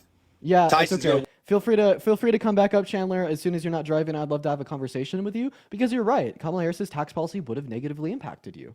But like I think that there's other considerations that we can make here insofar as why you should still have voted for Harris. And by the way, guys, if you do want to support me, my Venmo as well as my PayPal, they are in my bio. I do get 100% of the proceeds on those platforms. And I do really appreciate y'all for the love. What's up, M3? Did you vote for Trump? Oh, hell no. My bad, fool. W, we love you, M3. Let's see some W's for M3 down below in the chat while we're getting our next guest up in the box. Yeah, some people are so greedy, bro, for real. And it's like, I feel like people like in the top 1% will just be, it's like significantly better off if we can make the country as a whole better off as well. Francisco, what's going on, my man? Did you vote for Trump? No, but I do have a quick question about where do we actually go from here now that he did win? Great question, Francisco. I'm going to answer that while we're getting our next guest up in here. Brandon, what's up? Did you vote for Trump? No, but I promise I have a reason to be here.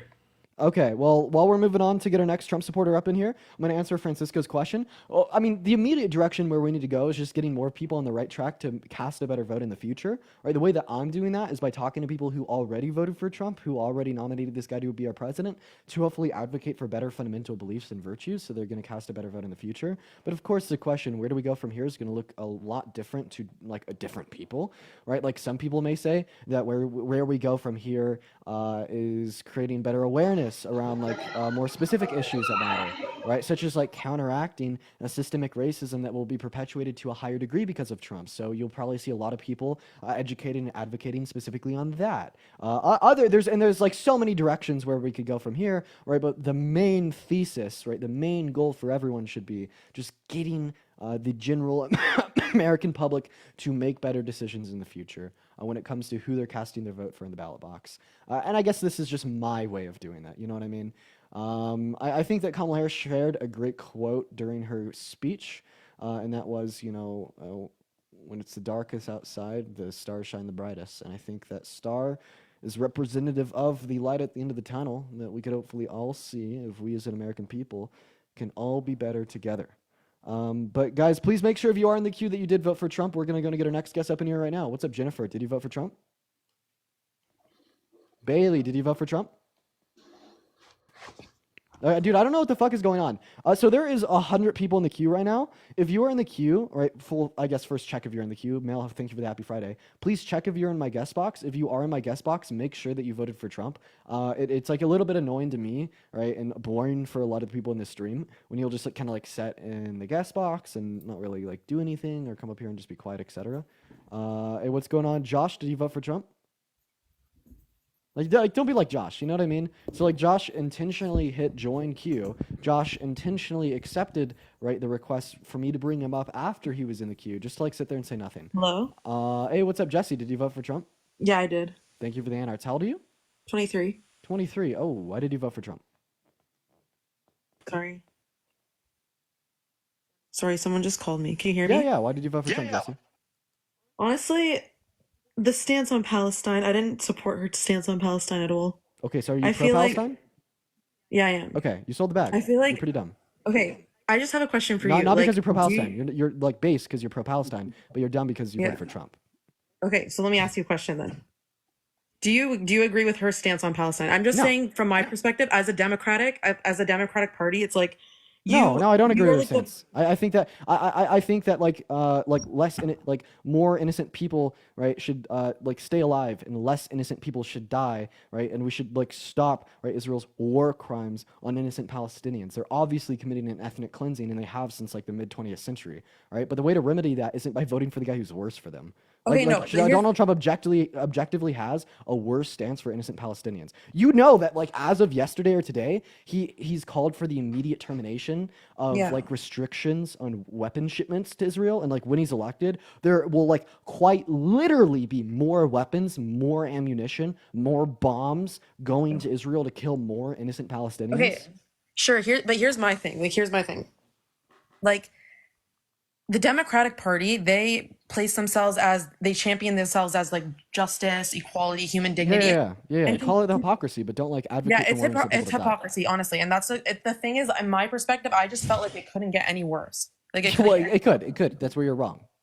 But how? Because Because for you- although the stance of the left is hypocritical in the sense that they say they care about justice and humanitarian issues and they want less Palestinians to die, yet still supported some weapons and some but why money do- going why to the do, state like- of Israel. that's Like the- Donald Trump is just like, no, I actually don't care about justice. I actually don't care about innocent people dying. And we're actually going to support Israel more so they could destroy Palestine and achieve their end goal of a Okay. one-state solution. I get that. But the thing is, it's like she made herself like this pillar of like moral righteousness, and I just find it like so hypocritical that a lot of like the people on the left are like claiming like she's so morally like she's like the pillar of moral clarity and all these things. I'm like, if you can't stand against a genocide, what do you stand for then? Like it's Jesse, you don't stand against a genocide. You literally stand for a genocide, and I want to make Okay, that very clear. here's the thing- If here's you'd let the me thing, I explain it. actually- See, why do leftists have this issue with letting people who disagree with them talk? Is it because you know that you're wrong and you have an indefensible view? No, I actually didn't vote for Trump. I just wanted to see your perspective on voting for Kamala in that situation. I voted for Jill Stein.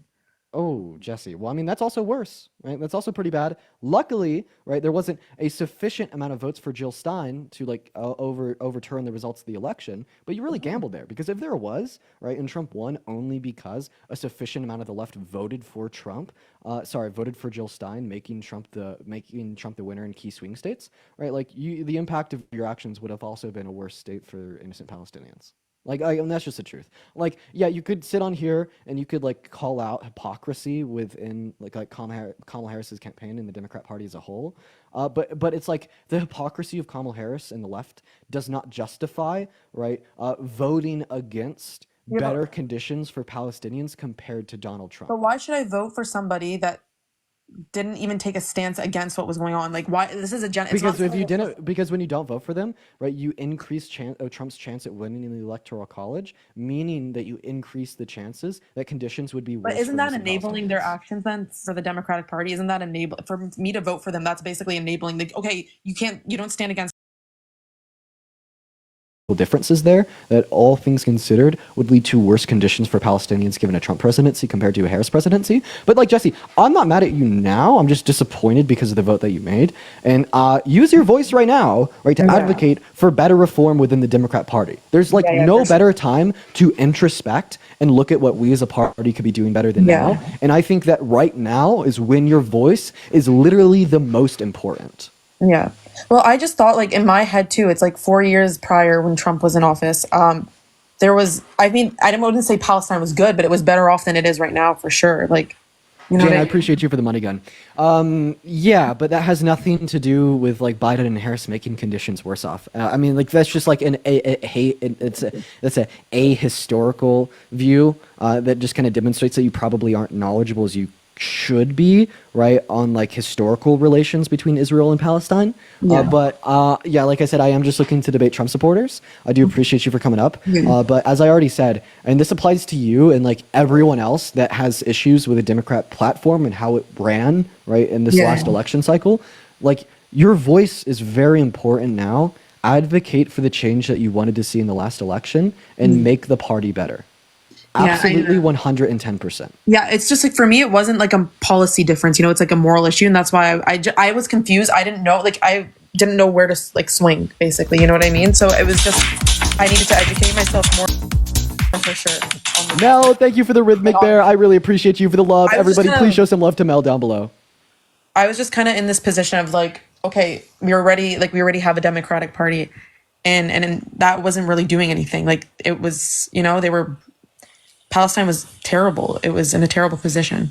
Yeah. I guess from my perspective, saving more innocent life was slightly more important to me than condemning hypocrisy with a vote against it. And like that's like the end view. But I appreciate you for coming up, Justin. I appreciate it. Okay, thanks. Have a good day. Yep. Holly, thank you so much for the money guns. I really appreciate you so much for the love. Thank you so much, Holly. W's for Holly in the chat, and then seriously W's for Mel. I appreciate you as well, Mel. We get our next guest loading up in, and then Michelle, I really appreciate you for the $10 on Venmo. Thank you so much, Michelle. Catherine, once again with a $50 donation on Venmo. I want to see at least 500 W's for Catherine in the chat. That is absurd. Thank you so much, Catherine. Trinity with a $5 and Marlena with a $5. Thank you guys so much. You guys are literally so based. And then Kaylin, thank you so much for the $4.44 on Venmo. We have our next guest loading in right now, y'all. Make sure we are in the queue that we did vote for Trump. And we already got Parker back, y'all. So let's go ahead and hit that co-host. Parker, I'm going to get you on the big box. I just need to make the background like slightly bigger. Hey. Hey, what's up, Alexis? Did you vote for Trump? I did. All right, Alexis. So why did you vote against your own interests? So, listen, I have actually watched quite a few of your lives, and I think that you're very educated. You and Parker both. You guys definitely obviously do a lot of research, and I think you guys get in very deep, and I think that's the best way to do it. I do feel like you guys don't get in as deep on the other side as you do the side that, you know, the Democratic side that you guys look into. I think if you guys did look more into the Republican side of things, you would see there is a lot of greatness over there as well. I think there's... I grew up very Republican. Okay. I actually initially came into this president election going to vote for Alexis, ironically, we both grew up in conservative Christian households and used to be Trump supporters. That's okay. That's fair. I mean, I actually initially was going to go into the election voting for Harris. However, after doing some research and, you know, looking at different things, I decided to vote for Trump. Did you look up what Katie, a tariff is? Thank you for the rhythmic bear. I appreciate you for the love. Did you look up what a tariff is? Yes, I did. And So, I understand can you the tell me what that is? controversy. I mean, I don't have an exact definition to give you. However, I do get the overall gist, and I can see how Just describe me over the overall gist. Go for it. putting a tariff, so you're putting, you know, taxes in a sense on imported goods from other countries. You know, I understand that, but like I said, right. So, okay, so does that get passed down to the consumer? actually, like I said, I initially was going in for Harris, and one of my main things was actually about the tariffs. And I was like, actually, if you look economically, it makes sense that could definitely increase prices. And that was a huge thing I was on. However, looking at it though, if you look at from the aspect of the thought process kind of behind it is also to push more jobs to come into America to, you know, create more economic growth in our country, have more things manufactured in our country so that we're not so reliant on other countries and things like that. Yeah, that might, raise prices. So what do you want me to start off with? Like the exact reasons why, like, I voted for Trump? The exact reasons why you voted for Trump, but like the point I was making is that the prices are going to be increased for American consumers, right? And it's going to negatively impact export jobs, devalue the U.S. dollar, right? And it's going to decrease the size of the U.S. economy. If it decreases the size of the U.S. economy, that also minimizes jobs. Brand, I thank you for the $2 on Venmo. And there's always one point that I like to add on. I see both here. sides of that. Well, there's always like one point that I like to What's add the on other in this side? conversation that I think is like really fucking relevant is that you're right. Tariffs will drive more American manufacturing, but there's other ways to drive higher levels of domestic production of goods that don't create the same inefficiencies that tariffs do. Okay, a really good example of that would be just raw investment in manufacturers. Biden and Harris did this with the Chips and Science Act, and Donald Trump did this with his investment in American farmers. Also, guys, is it saying that I'm paused or am I lagging? If so, I could fix it. You guys just have to let me know. It's fine on my end. I definitely can understand that, and I think that there's multiple things that can do it, and I think that it is still important regardless to bring jobs back into America. So, I mean, all in all, like I said, I think it definitely can cause maybe some prices to increase, but also there's a lot of ways that he's looking to decrease prices, like taxes on tips, tax on income. He's looking at a lot of different things. I mean, I don't know. My biggest thing about taxes in general is just that people rioted about taxes on 2%, and we're taxed on 50%. Alexis, ironically, if you give people tax cuts, that would cause upward pressure on prices. Did you know that? Because people have more money to spend, which increases demand. That's fair. I mean, that's fair. There's always two sides to everything. I really like. I just No, you are arguing that it things. decreases prices, and I'm saying no. Actually, it would increase prices. Joe, thank you for the $2 on Venmo. I There's appreciate checks you. and balances on both sides of everything. So yeah, in one way it might do this, but in another way it's gonna do the opposite effect. That's just how things work. What do you mean checks and balances is related to government? Annie, thank you for the $40 donation on Venmo. Everybody, please show some love to Annie in the chat for the $40 donation. And Caitlin, thank you for the $4.44. Let's show some massive love to Annie down below. I appreciate you for the $40 dono. Could I ask you like this question? Because I feel like where we're at right now, you're kind of confusing me and Parker and a lot of people watching because you're just kind of saying both sides, checks and balances, this and that, X, Y, and Z. So how about you give us your reasons why you voted for Trump? And Shannon, thank you for the live on air. Okay, I like his policies on a secure border. I think that is just in a sense because you can't get into any other country illegally and just live there, and I think that's okay. You can't do that. We are, as Americans, very good at obviously offering help to other countries and also bringing in people, but we also have to focus on ourselves first before we can just allow so many people into the border. I also think that he would be a strong foreign leader. Huh? Let's break it down point by point. Let's first start with immigration. Okay. Joe, thank you for the $2 on Venmo. I really appreciate you for the love, man. So, what is Donald Trump's immigration plan? Yeah, so he said that he wants to obviously possibly employ the National Guard and work with local law enforcement in states as long as they're, okay with that. He said he's going to cooperate with them to do with states. I couldn't tell you his exact if he's going door to door. I mean, but like, what is he going to do that? You're talking about it's like mass deportation? Not necessarily, but he did say that he wants to start with criminals first, and he's going to work with local law enforcement. Himself? What do you mean? Himself? You said he's going to start with criminals first. Does that mean he's going to deport himself? No, obviously. Thank you for the $6 and the 66 cents on Venmo. Thank you. Wait, that's actually a good question. If there was a migrant trying to come into our country through like the legal process, right, and they were a 34-count felon, and they were like an adjudicated rapist, and they called for a termination of our Constitution, and even tried to like coup the country and change the outcome of a federal election because they didn't like the true nominee.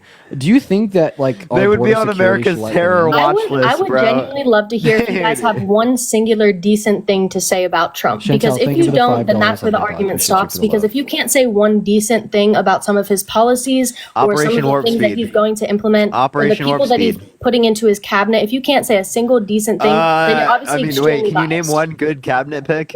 Yeah, RFK Jr.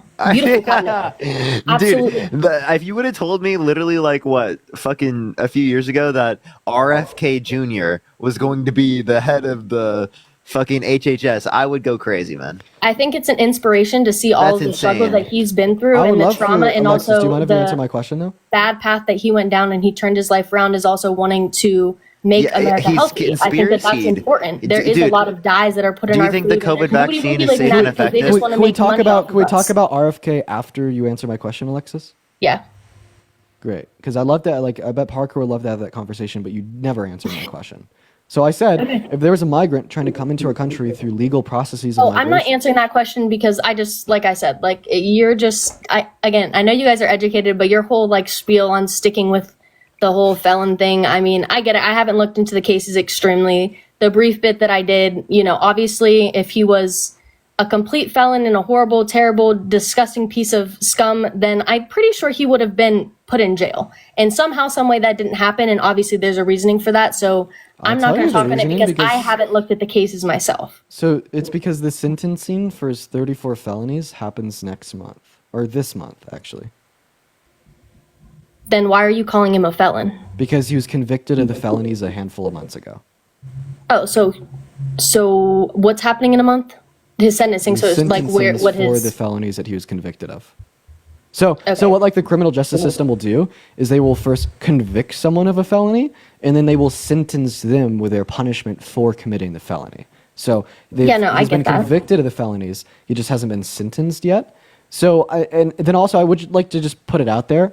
If you have to refuse, Would you guys have said that prior to Jeffrey Epstein, for real, like being sentenced? Obviously, you wouldn't say that. Like, come on. Which I mean, this guy was friends, very good friends, apparently best friends with Epstein. Said he's a terrific guy. He likes beautiful women Listen, as much as he does. you Many of could- them on the younger side. Why is that such an argument of like? Why who is that he was such an friends with argument? and stuff? Because you don't You know guys what bring up somebody's the always Diddy doing. list I all could the have time. a friend that's a you know horrible, terrible person, and they're scamming and stuff, and I could never know. Like you don't just because they're acquaintances, because he's a businessman and he has to be friends with this person. And that why person. would he It's say okay. that he likes beautiful women as much as he does? Many of them on the younger side. Why would Okay, he say you that? pull it up and put it online on where he said that. That's fine. Again, both. I'm not yeah. saying Trump is perfect by any means. You and never heard nobody is about the perfect. terrific guy claim? Then also, like, I also hate when you like create this false dichotomy that you're like, oh, so you're telling me that Trump's a rapist, felon, wannabe dictator, fascist that tried to coup the country and likes kids. That's just a very extreme way. But then your to put response all to of this that. is like, well, I never said Trump's perfect. Like I don't No, know, my the response dichotomy wasn't that. I'm just saying of you either guys are being doing Jesus minuscule little things. 2.0 I'm not saying that or, the like, the rapist part fucking- and the felon part is not a big thing. Yes, that can be considered a big thing. However, it's not finalized yet, so therefore irrelevant at the moment. It It'll is be figured out in finalized. 1 month, and then everyone can go on from there. However, Alexis, little answer, things saying answer he's a this very fascist and stuff, answer or this very you know, like short and concise question. What will happen in a month? Wait, by the way, I just want to tell you happen in a from the month. I'm not in Washington the Post, government. I have the no title idea. is Trump called Epstein a terrific guy who enjoyed younger women before denying a relationship with him. When did he say that? This is from, sorry, hold up. This is from 2019, 2019. And what's the source? Washington Post. WAPO, baby. So Well, I'll look into that, but So I just really wanted to drill this point in because like I want you to answer the question, and I think if you have to we actually literally started with RFK though. That was one of my points. And no why don't we get into that one? no. I asked you a question, you refused to answer it. You brought up RFK, and then Parker started. Because to have you're a making up conversation some with you about crazy RFK. scenario, saying, "Oh, if I was an immigrant across the border and I'm 1 second, gonna vote for Juliet, this thank you person so much for and the all these bad $100 extremist views donation that on you have." PayPal. That is insane. Oh my God, Juliet. I want to see at least 1,000 W's for Juliet in the comment section for the $100 donation on PayPal. That is quite literally fucking insane. Thank you so much, Juliet. Everybody, please show some love to Juliet. That is so incredibly kind of you. Thank you so much for the $100 donation. That is absurd. Thank you, Juliet. So once again, my question was, if there was a migrant trying to come into our country through the legal processes at our southern border that had been convicted of 34 felonies, held civilly liable for violent sexual abuse, had made remarks about wanting to date little girls when they are of age, and had called for a termination of articles in the Constitution, and even tried to change the outcome of a federal election illegally, trying to rig it, do you think that this person should be let into our country by Border Patrol? This question is literally intended to just make me say, no, of course not. And you say, why'd you vote for Trump then? Margaret, Right. thank Like, you it's so a dumb much. question and it's not even relevant. Like, It is relevant. Totally fucking relevant. All right, You can we wouldn't, get you onto wouldn't an trust actual someone topic? coming into the country that has these characteristics, but you would trust them as fucking president of the okay, United well, he hasn't States. been sentenced yet, so you guys want to keep talking felon. Okay, sentencing's in a month, so make that point in a month when it's all said and done. No, Alexis, you're so Ashley, confused. thank you so much for the $100. Thank you so much on Cash App. Thank you so much, Ashley. Can we get some W's for Ashley in the comment section right now? Thank you so much, Ashley. So Alexis, you are very confused. And the reason I I say think that you you're guys are very confused. no. The reason I say that you're very confused is because Donald Trump has already been convicted of the felonies. It is a closed, done deal. Donald Trump committed the felonies. And that's all that's relevant. He's a convicted felon. Okay, again, I don't want to speak on that because I have not looked at the cases myself. There's obviously a reason he is So not sitting behind weaponized- bars at this exact second. If he was this bad and that horrible and all of these things were 100% true, he would be behind bars, correct? Are you no, Any other person would be behind bars. So he's not. So therefore, I don't want to speak on it because I haven't looked into the cases. So as Jeffrey much as you guys Dahmer obviously wasn't have. behind bars after he was convicted of serial murder before he was sentenced. Would you say that Jeffrey Dahmer was innocent after he was convicted but prior to when he was sentenced? Okay, obviously not. We have a justice system. That's the way it works. So let it work the way it's supposed to work. Dude. It was made to work this way. That's how Mai, it thank you so much for the $10 on PayPal. make I this shit appreciate up. you for the love, Mai. Thank you so much. And Talia, thank you for the $5 on Venmo. I appreciate you for the love. So I just want to ask you a question. Why Okay. does sentencing matter? Can we when be you're off of that determining- topic? I'm literally because it's so controversial, we and I could go really off the just don't topic. think It that's makes what me I'm look talking so bad. Please stop talking about it, Dean. I don't want to look bad. Listen. No, we'll get that's off the literally topic not if at you all. could answer Again, I this just one last haven't went question. into the cases to be able to give like an actual like fact-based answer to you. So. Why does sentencing matter if he's already been convicted?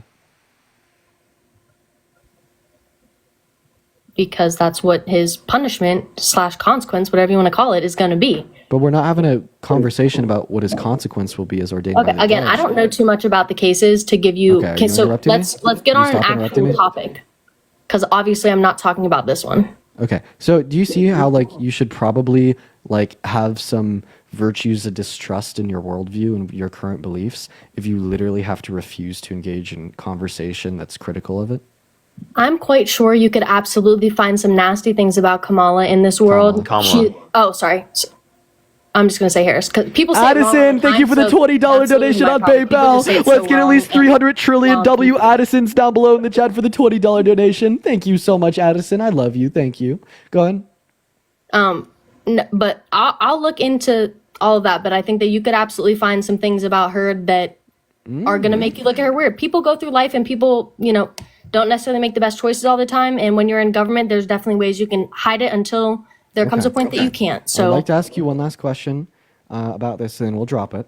So you and me, we are third grade teachers, okay, Alexis? why do we keep doing scenario-based questions? That's not real life. Because Yeah, stop using hypotheticals, Dean. because this Use real it life. very easily proves a conceptual point. Okay, so Okay. me and Alexis are third grade teachers. Okay, and we figure out that one of the boys in our class, all right, hit another student on the playground and spit on their face. Okay, right, and then I come to you and I'm like, well, this student hit another student and spit on their face. We need to punish them. They need to have detention. They need to have their recess taken away. In fact, we might even need to expel them from the school as a whole. But then, Alexis, you turn around and you tell me, Take the recess away.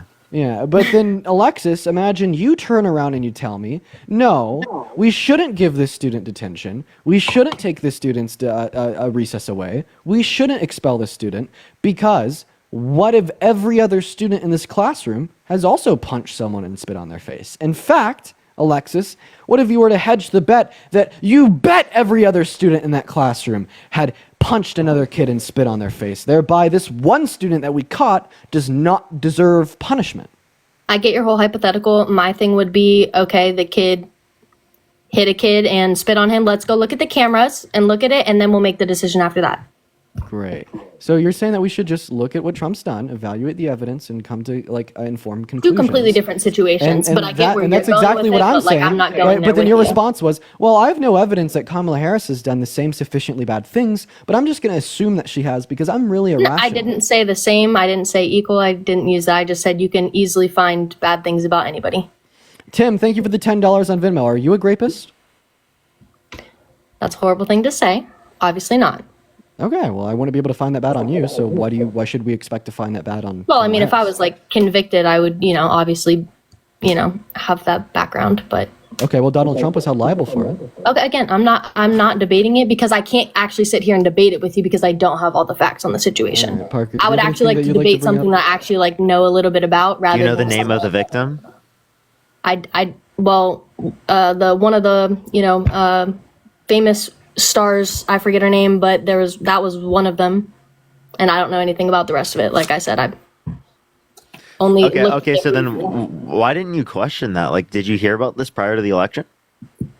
Yeah, I did, and And you didn't actually look it part up? of- You didn't part wanna of why question I was it? a You Harris didn't, like- supporter was because of that. However, I just feel like there's a lot of So you used to care about sexual abuse, and now you don't. No, but listen, if you listen to my point of view for a second, I watch Candace Owens and Charlie Kirk, and I actually appreciate some of the.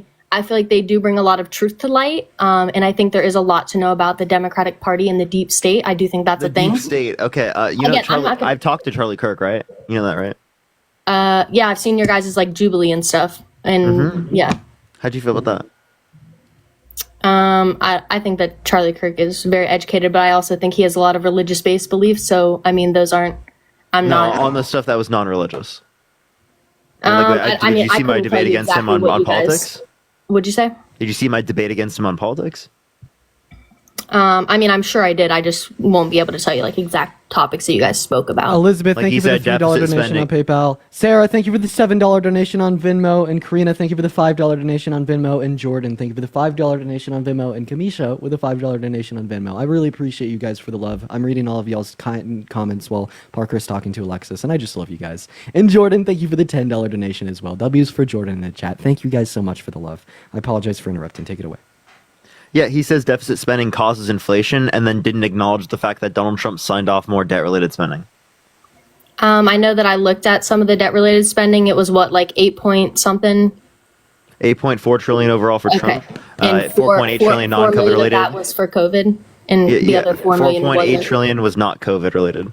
Yeah. And what the administration now did, what, at least 4 trillion as well, or It was billion, whatever it is. 4.3 trillion overall, 2.2 trillion non-COVID related. Okay. I mean, I just think that was a crazy time. I'm not too in depth into the economic part of it. So his view is that Trump caused more inflation. I don't think that was his Do view. you That's agree what with you that? got out of it. Well, no, that's the logical conclusion of what we referenced, right? If he says that the cause of inflation was deficit spending, well, then Trump signed off on more debt, right? That means that Trump caused more inflation. I mean, but also the thick of the pandemic was during his, I mean, well, not the complete thick of it, but like a part of the spending was on COVID stuff. And that was when it all first was happening. So I'm obviously talking about you're putting a non-COVID lot of related money- spending was even higher. That's even more than even the COVID related spending and non-COVID related spending added up on the Biden-Harris Yeah, but that was administration that the they signed first into law. real year. 2020 was the first complete year of COVID when this was happening. Businesses are being, there's so much going on during that time. Supply chains were screwed up. I'm like, just so like flabbergasted. We're just making it so clear. If we take all of Trump's non-COVID related expenditure, Brianna, thank you so much for the Right. $5. and if we take And just it's his non-COVID related 4 million, it's double what Alexis, Biden would have been moment, then. One moment. If Biden was One two moment. with, Alexis, I mean, if it's simple math. if we only take Trump's non-COVID related expenditure and we compare it to all of Biden and Harris's, including their COVID related expenditure, Donald Trump still spent more. I agree. I So you can't agree that disagree he's with a worse for the specific number. debt, thereby worse for inflation? Jade, thank you so much for the $20 on Cash App. Thank you so much, Jade. I really I don't appreciate know that. what Thank you so all much. of the money went to specifically with like all debt, right. but I Do know you wanna- obviously there's a reason why he spent the money though. Like it wasn't. But if you go look at all the money that the government has been spending, they just did a whole thing about what the government has been spending money on, like doing a seatbelt research study in another country to see if seatbelts would save lives. Like no freaking duh, it's gonna save lives. Like Okay. why mind did if I we ask spend you $1 another million question? on that?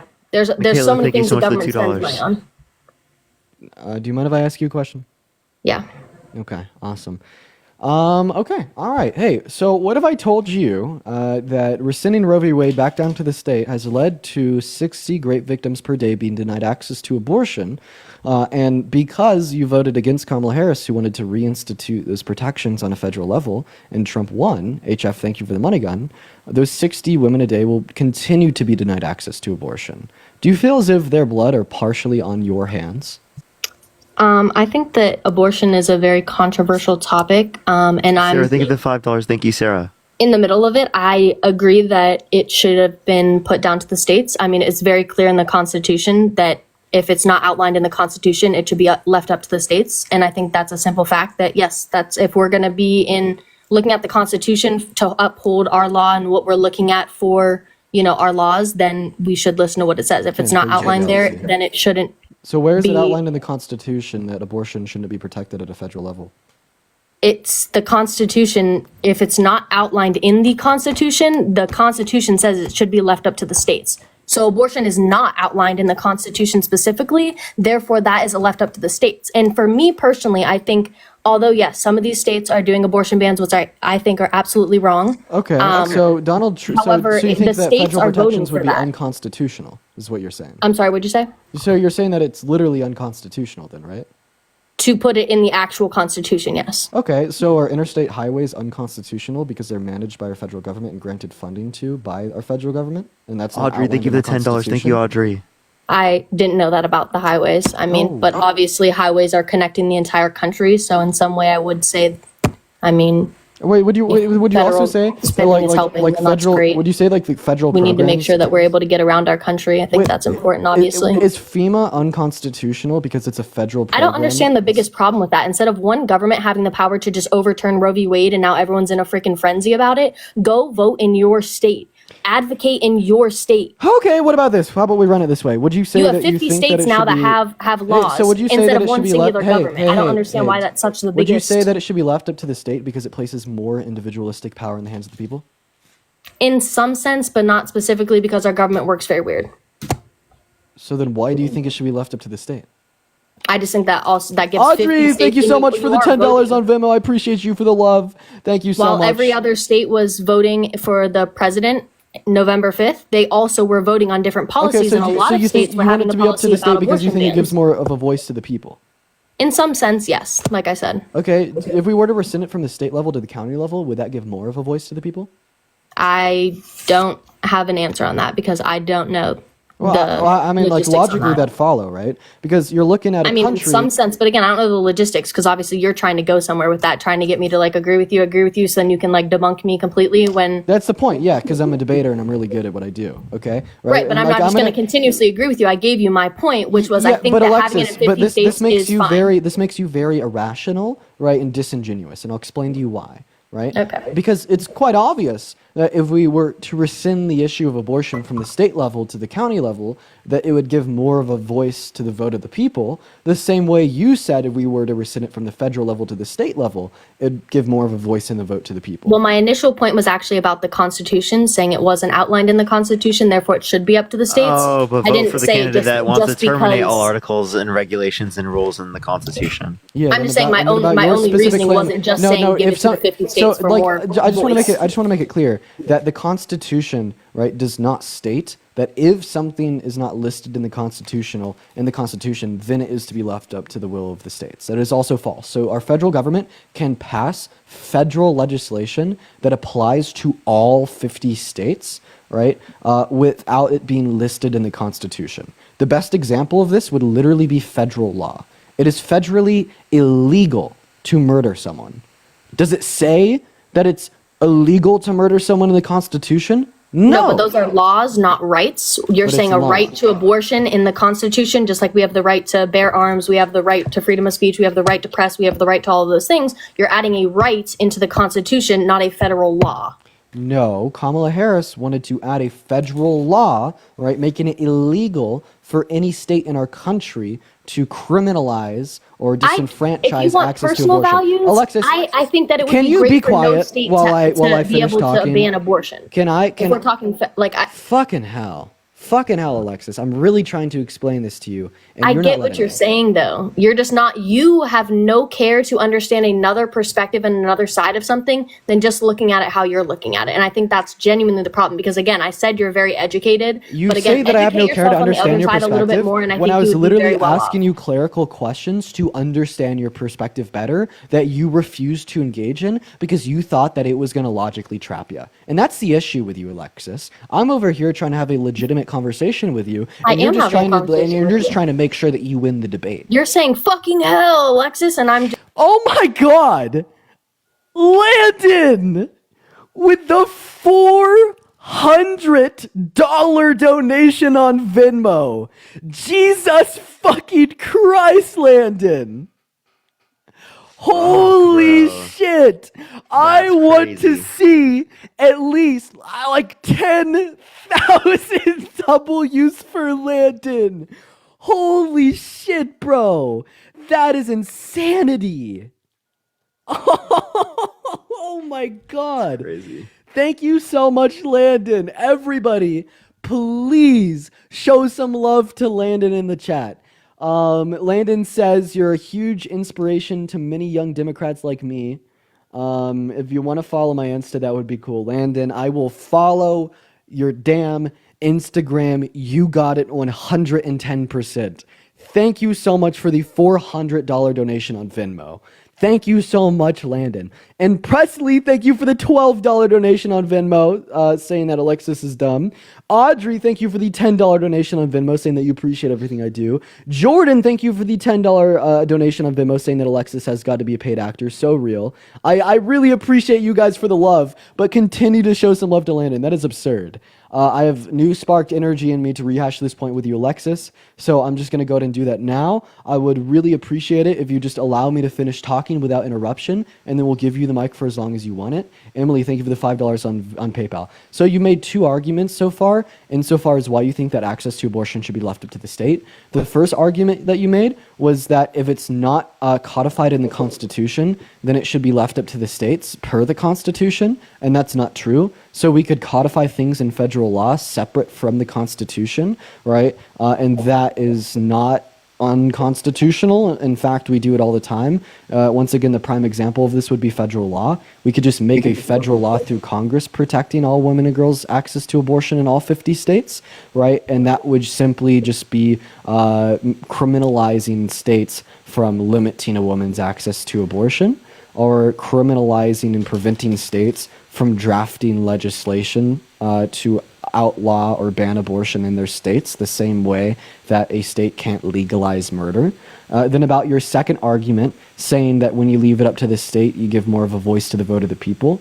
Well, when we actually federally protect it, right, we give the largest voice to all American women to make that decision for themselves. And typically the way I like to explain this is, well, if you take it from the state level to the county level, you have more individualistic freedom in the hands of the people. From the county level to the city level, more power to the people. From the city level to the district level, more power to the people. And then, of course, from the district level to the household level, into the hands of every woman. Okay? So do you see how I like completely refuted your 2 points there? I mean, I understand your perspective. And yeah, that, I mean, makes sense. And again, I'm not against, in some sense, having some kind of federal protection. However, I do think it was meant to be left up to the states so we can all vote on that in our states. But again, I don't believe. Why do you say that? Any Why do you type say it of was meant complete to be left ban. up to the states? That's a bullshit claim. Where in the Constitution does it say that abortion should be left up to the states? Well, I actually went in- not even in in the my Dobbs state and decision. voted. Not even in the Dobbs decision, right? Did it classify abortion saying that it should be left up to the states? Okay, That's but also where false. in Trump's campaign anywhere did he talk about like wanting a complete abortion ban? Because he actually talked Dude, about red the herring, fact answer that my Florida's question. abortion. Why do you say that abortion is meant to be left up to the states? I already said I think that it should be left up to the states No, you said because that it it's wasn't a meant to be left up to the constitutional right to begin with. Okay, I said that's it wrong. should So do be. you It think that already we should is. It do you is think that left we up should to get the rid of states, all and I federal don't think laws? that's a horrible Should we thing. get rid of all federal laws because they're not I didn't outlined say in the, that. in the When did I say Constitution? that? Well, those aren't protections that are outlined in the Constitution. That was a court case. But anyways, Should we get rid of all federal laws because they're not outlined in the Constitution and just leave murder up to the states? Obviously not. I think that's a little bit of common sense. But it would follow, given your logic, that murder should be left up to the Not states really, because it's because not I think constitutionally it doesn't protected apply. against. Not every situation applies to the same. Like every scenario, you can't just apply everything to the same thing and attribute it to be the same thing. So then give me the difference. Things are different. We all have different perspectives. Like Your on argument, abortion, when Alexis, is your conception- argument for why abortion should be left up to the states was literally it's not outlined in the Constitution, thereby it should be left up to the states. Do you refute that that was your argument? Yes. No, I don't refute that. That's my argument. That's my argument. And I Okay, also feel like we all have a more of a voice, and I don't think it's a horrible thing. It's left up to the states. So People how are would you getting respond to so someone that mad would about say it, but it's abortion's left up not? to the states? How would, Why is that such a? So Why then is that how such would a you problem for respond? you? How would you respond to someone that says a murder's not protected against in the Constitution, thereby it should be left up to the states? Again, two different scenarios. What's We're the talking difference about a between the right scenarios and a that law. would justify the logic in one scenario but not the other?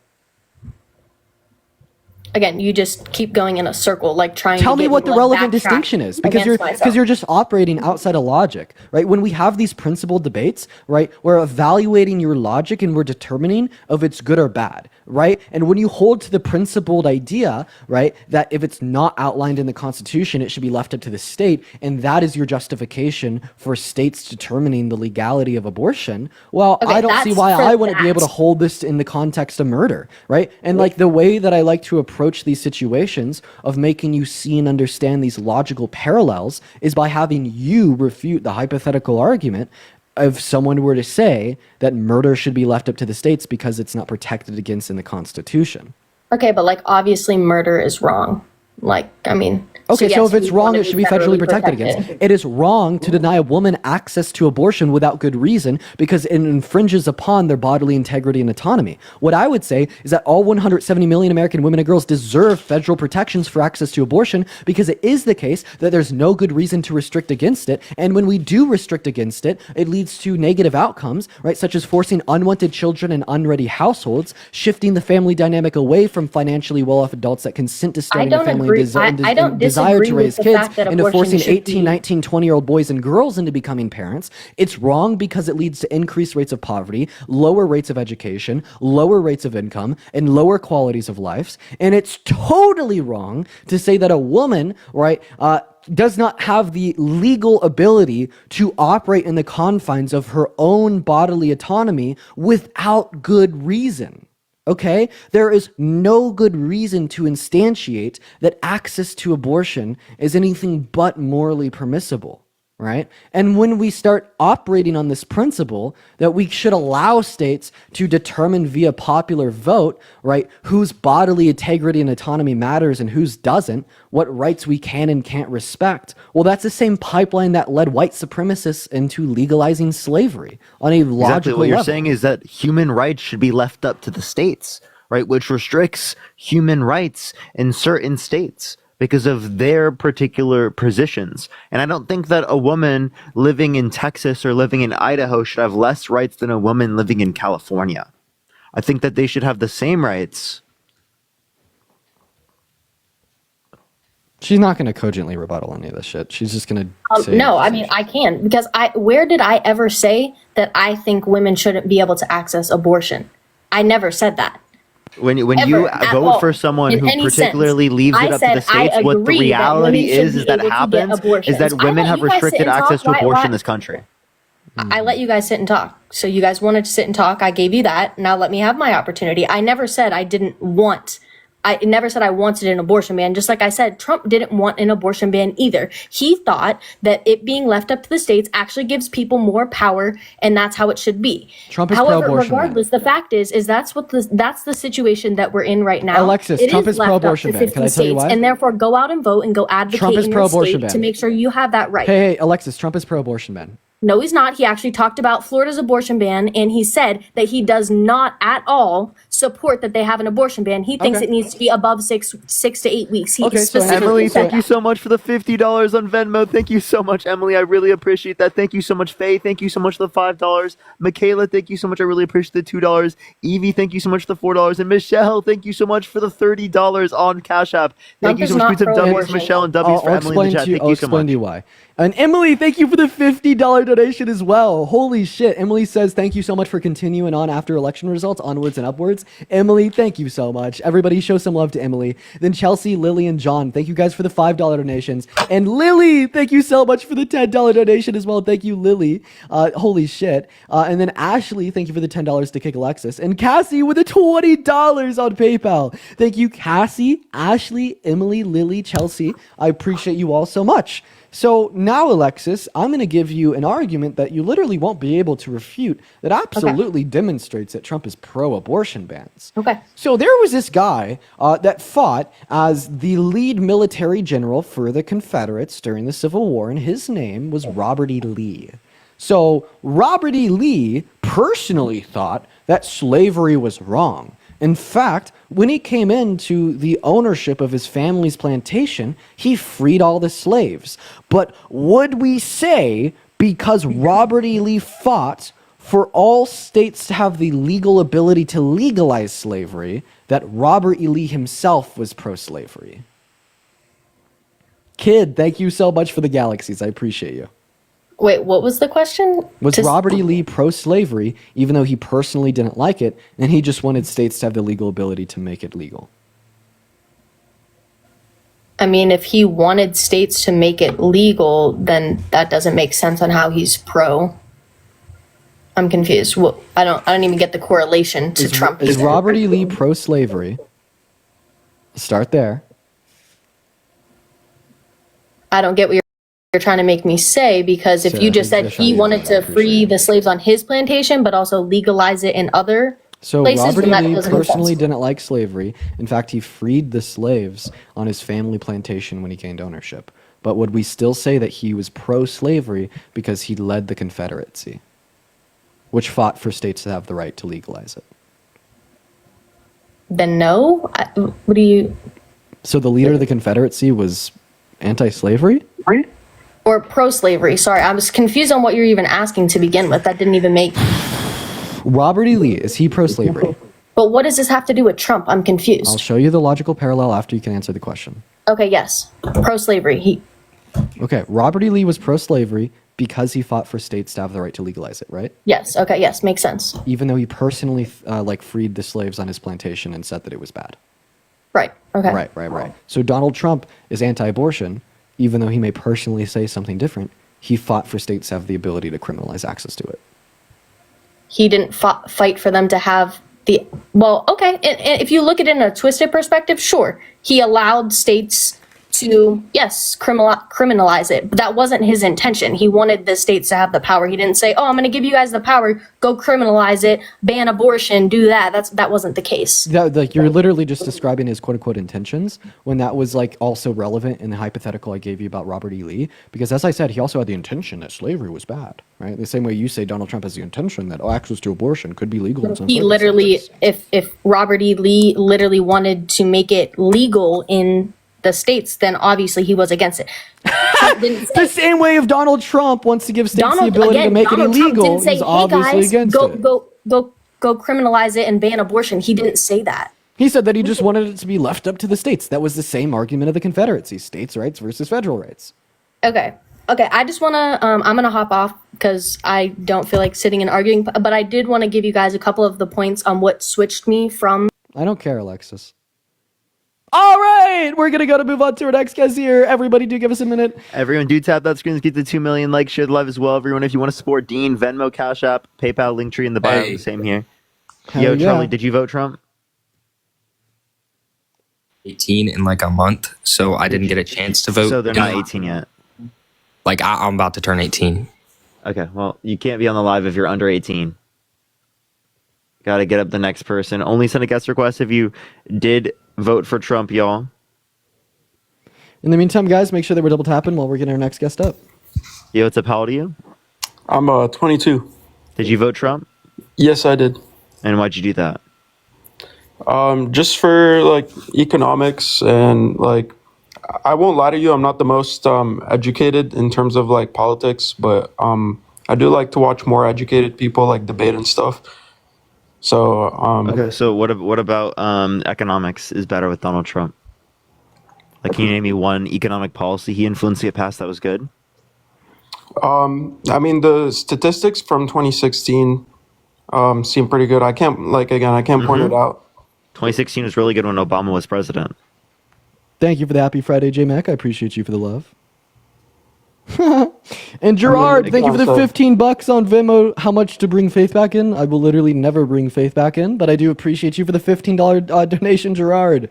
Show some love to Gerard and D. Thank you for the $5, and Bree, thank you for the $5, and Rachel, thank you for the $10. All right. Why do you think that Donald Trump is a terrible person? What did we just say? Do you remember? I'm sorry, I wasn't here. I literally just popped in. I know. I was just talking to you.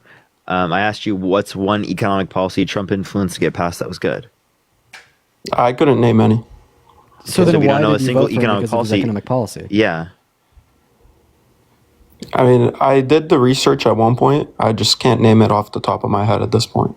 Okay, I think I've talked to Moose already. Let's just go and get someone else up in here. Everybody, just do give us a minute to get our next guest up in here, y'all. Come on, you got to be more prepared for that for debate. Like, obviously, right? We're gonna kick you if you're just like, no. Nah. Like, I don't know. Who cares? I don't care. Why do I need it? Like, dude, come on. You're like in front of 13,000 people having a debate, right? Like, think that that you need to come a little bit more prepared.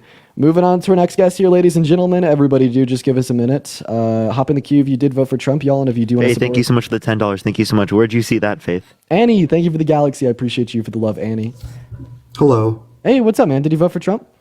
I did not, but I wanted to make one point and then. I do appreciate you for coming up, man, and I do apologize for removing you. I always hate doing that, but we are just looking for debates with people that did vote for Trump, y'all. Kate, thank you so much for the $5. Thank you so much on Venmo. Thank you, Kate. What's going on? Fremont, did you vote for Trump? Fremont, hello? Hello? Hey, man, what's up? Did you vote for Trump? Yes, I did. Okay, is it possible that you could get a little bit closer to your mic here? Is this better? I guess, yeah. So why did you vote Hello? for Trump? Okay. I didn't kick him. Nice. Everyone keep tapping that screen. Let's get to 2 million likes. Share the live as well, everyone. Let's keep it going. Let's keep it going. How's your total views at? It looks fine. Looks pretty Yeah, good. it looks really good, man. Right now, we're at 2 hours and 134,000 total views. What I don't get is that when I joined you, it didn't cause it. But when I did it myself, it did cause it. Yeah, that makes no sense. Jessica, thank you for the $5 donation on PayPal. William just has like the world's worst mic. So we're going to move on to our next guest. Everybody, do just give us a minute to get our next guest up in the queue, y'all. I appreciate everyone so much for the love today. And Dr. Joe, thank you for the money gun. What's up, Falls here? Did you vote for Natalia, Trump? thank you so much. I appreciate the $10. Thank you so much. And Steph, thank you Hey, so much. Park. The Hey, $6.66. Parker. Hey, Dean, can you guys hear me? What's up? Are you Yeah, driving? What's up? You're going to kick me, right? Come on, man. Got our next guest, James, loading in. By the way, guys, I'll be back on my main account tomorrow, so make sure you're following over there too. You could just look up the name Dean and it'll pop up. It'll pop up. All right, moving on to our next guest, ladies and gentlemen. Everybody, just do give us a moment here while we're getting them loaded in. If you see anyone in the chat that you want to load up, feel free to help get them in here. We're going to move on to our next guest literally right now, y'all. This person's already been on. Yeah, I recognize the name. We got our next guest, Mason White, loading up into the queue here, y'all. And welcome in. What's going on, Mason, man? Did you vote for Trump? I did. All right. And now why would you make such a terrible decision? I don't. Well, because I didn't think it was terrible, obviously. I know, but why did you think it was a good choice to vote for Trump? I just think the country needs to make a change. Oh, okay. So what change is Donald Trump going to usher into the country that Kamala Harris wasn't, that made you vote for him over Kamala Harris? I think the border is an issue, or became worse, obviously. Okay, so you think that he has better immigration policy. Well, let's just start off with the first question. What the hell is Trump's immigration policy? He wanted to build the wall and build the wall, but like wall. Okay, what is a wall going to do? What is that going to achieve? He blocked the bipartisan border bill that would have built more wall than he did under his entire administration. Lila, thank you for the $4 on PayPal. I appreciate you for the love. And Katie, thank you for the $2 on Venmo. Jessica, thank you for the $5 on PayPal. Thank you so much. Bipartisan border wall was had funding for Ukraine and a bunch of others. And they separated the bills. The solo border bill didn't pass, and the solo appropriations bill did pass. I know. Well, I just don't think he liked the funding to Ukraine. But The funding for Ukraine was the only thing that passed out of Langford's bill, and then they tried to revive a solo border bill, and it failed because of Trump once again. okay, when like going over these like things, if you just go back to like just the facts and like how the border was better under Trump, and like Biden took away a bunch of like Trump's like policies that he put in for the border, it made the border worse. I think that's like enough in itself to say, well, Sure. Do you think that do you think that Biden rescinding the Remain in Mexico policy opened the border? Katie, think of the $5. Thank you, Katie. oh well, I think it made it worse. Okay. So would you say that we had bad border policy under Trump during his first 3 years before 2019? First 2 years. Well, no, clearly it was better than. But we didn't have the Remain in Biden. Mexico policy then either. Yeah, well, that wasn't the only thing that Biden changed. So what did he What else change? did he was change bad? that was relevant? Yeah. I'm not sure what these. Oh, Mason, have you been on before? No. Okay. So, I mean, we're asking you very simple questions here. Wait, what year were you born in? Chelsea, thank you for the $5 on Venmo. 2005. And you're 18? I didn't say I was 18. How old are you? You asked me. I'm 19. Are you a senior? No, I'm a sophomore in college. But Where are you getting literally this info just told, from? you literally just told me that you were in high school. No, I didn't. Are you going crazy? What? Oh, wait. I said thought that 22? you told us. So first you were 22 when you came on the live. I didn't say I was 22 either. We're going to trust the chat. We're going to trust the chat. We're going to go to move on to our next guest here, y'all. We got Rich Hunt 05. Katrina, thank you for the Welcome to $5. box. Thank you so much. What's up, Wrench? Wrench? Whoa. Selena, Rich. thank you so much for the $10 on PayPal. Thank you. swamp. Did you vote for Trump? Hell yeah. Okay, so why didn't he drain the swamp the first time he was in office? Because he didn't have all the people on his side like he does now. You see that Fox News host he just got? It's time. It's time to show the world. All right? Are you trolling? We need an authoritarian Okay. to lay Yeah, down totally the trolling. law. Lay down the law by not putting himself in prison. He had rattle/snake in his bio. Dude. All right, we're going to go and kick you out of here, y'all. Guys, make sure that we're double tapping away on that phone screen. Then once again, if you do want to support either myself or Parker, our Venmos and our PayPals are in our bio. We will give you a shout out and notification will pop up at the top of our phone screens, and we could even read out an attached message. We get 100% of the proceeds on those platforms compared to about 30% here on Heather, TikTok, thank you and so we much for the appreciate everyone $5. so Thank you, much. Heather. We have our next guest loaded in right now, y'all. Make sure if you are in the queue that you did vote for Trump. We're just looking for debates. And we got our next guest loaded in right now. Quite frankly, that is true. I need to use the restroom again, so we're going to go and get another guest up in here. Then I'm going to pass the mic off to Parker for a little bit. So everyone just do give us a minute. Crazy. Macy, thank you for the 69 cents on Venmo. Appreciate you for the Lee, love. thank you so much for the $5 on PayPal. Thank you for that mustache. Thank you. If you want to help me get someone loaded up in, feel free, man. All We're right. going to go to get our next guest up in here right now, y'all. Everybody just do be patient for a moment. Hello, All Sports Bets. Did you vote for Trump? Dude, what the fuck is that? All right, moving on to our next guest. This is the one thing that sucks about like the big boxes is that you could only like load in like one person at a time. Guys, if you are in the queue, please make sure that you did vote for Trump. I hate like the whole routine. I feel like it should make my box smaller whenever it does that instead of making your box smaller. Yeah. What's up? Could be Abby? Did you vote for Trump? Abby, please tell me that you're here. Okay, Nope. Abby's not even here, bro. Don't be like Abby, chat. Don't be like Abby. Like, if you're gonna, like, everyone right now, check if you're in the queue. If you're in the queue, make sure you voted for Trump. Hello, Mason. Did you vote for Trump? I'm 17. Okay, goodbye. All right, so we're going to go and do it this way. I want you to put a me in the chat if you are in the guest request and you are above the age of 18 and you voted for Trump and you are ready for a debate. As long as you fit those three conditions, drop a me in the chat, but make sure that you fit those conditions. We're going to go to move on to our next guest. Lee, thank you so much for the $5 on Venmo. I do appreciate you for the love. And Cloud, thank you so much for the Galaxy. I appreciate you so much. All right, we're going to get our next guest up in here. There's a lot of people spamming me in the chat that don't fit those conditions. Remember, only spam me if you're already in the queue. Why is there so many people not following what I'm saying? If you're not already in the queue, I won't be able to pull you up, so there's literally no purpose in spamming me. If you are spamming me, make sure that you are already included in the guest box. Dean, you can't expect MAGA to follow directions. I know, I guess, right? I know, like brain rot. What's up, Sync? How old are you? 18. Okay. I'm obviously not going to believe that. You could hop out of the box, you fetus. Moving on to our next guest, you guys. Make sure you fetus. So drop a me in the chat if you're in the guest requests and you voted for Trump. Only under those two conditions, you're in the queue and you voted for Trump, should you be spamming me in the chat. There's so many people that are spamming me, right, that don't fit those conditions, you guys. Come on. We really got to work on our listening skills. Thank you for the meteor shower. Thank you so much. I really appreciate that. Thank you for the meteor shower. Thank you, Katie. Yes, we hear you. Did you vote Trump? I just wanted to say I love you guys and all I you appreciate do. it. Thank you so much. Love. Really appreciate that. Thank you so much. I appreciate it, Vivian. You are awesome, and we do really appreciate your support. But that means that you actively went against my rules for spamming me in the chat. Ben, thank you for the $5 on Venmo. I appreciate you for the love, Ben. I really do. Thank you so much, Ben. Please only spam me if you are in the queue and you voted for Trump. Lalo, Bach, are either y'all here? Can you hear me? Hello? Yeah. All right. I'm 19. I voted for Trump.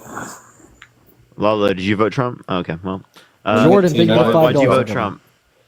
I voted for Trump because he respects Christians a lot more than Kamala Harris did at one of the use the restroom. rallies. I'll be back. Christian supporter wanted to show his support for his faith, and Kamala Harris said that's not welcome at her rallies and that he's at the wrong rally.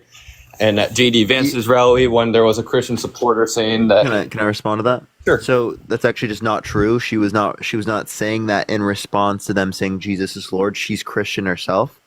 So She's why Baptist. So why did she say in disrespect? Yeah, it was in response to them being Trump supporters heckling the crowd and talking over her speaking. Right? Because, the literal event, for example, if that happened under Trump, right, that the people have been like, oh, this is boring, and then Trump's kicked them out. Right? People will say particular views and Trump will kick them out because he's speaking, it's his rally. But there was also another reason why I voted for Trump besides that. There were two other reasons. Immigration, and he respects the military a whole hell of a lot more than Kamala Harris and Joe Biden, in my opinion. There's more. Really? Is that what he called veterans suckers and losers? What? Is that why he called veterans suckers and losers? Is that why he went to Arlington National Cemetery and respected the people and literally violated federal law? Pretty sure that had mustache in order to utilize a photo of him going there specifically as in his political campaigning, violating federal law. Oh, he's done that so many times that you don't even care about that, do you? I want the country to get back on track, and it sure as hell hasn't gotten back on track in the last 4 years under Biden and Kamala Harris. Nice, complete pivot. Now, name one policy the Biden-Harris administration influenced to get passed that you disagree with. Their immigration reforms. They completely axed Trump's policy. Which one? Name one. Catch and release, Title 92. I mean... 92? You mean 42? 42. Yeah, that was COVID-era emergency policy, and that was under their administration. That was applicable. That went away. They did extend it, right? And it went away specifically because it was not COVID anymore. Okay, and you don't think that should have been permanently put into place because it was actually keeping the illegal immigrants out of our country pre-Kamala Harris and Joe Biden? So you mean Title 42, and also it was under Title 42, right? It was an emergency era policy. Lisa, thank you for the $10. Thank you so much. Ruth, thank you so much for the $20 on PayPal. Thank you so much, Ruth. And Ryan, thank you for the $10 on Venmo. I appreciate you, Ryan. Too, because the border crossings during that time when Title 42 was put into place were all-time lows, correct?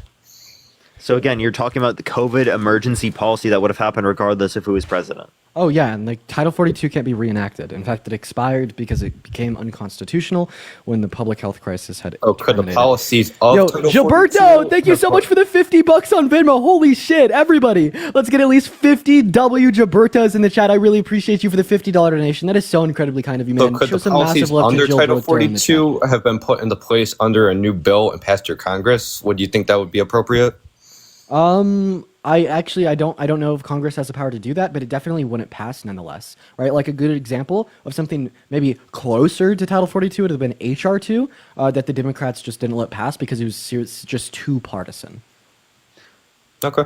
Gilberto, thank you so much for the $50 on Venmo. Thank you so much. I appreciate the $50 for Change Idaho Blue next term. Thank you so much. I really appreciate that. Thank you so much. Hopefully we can turn every state blue.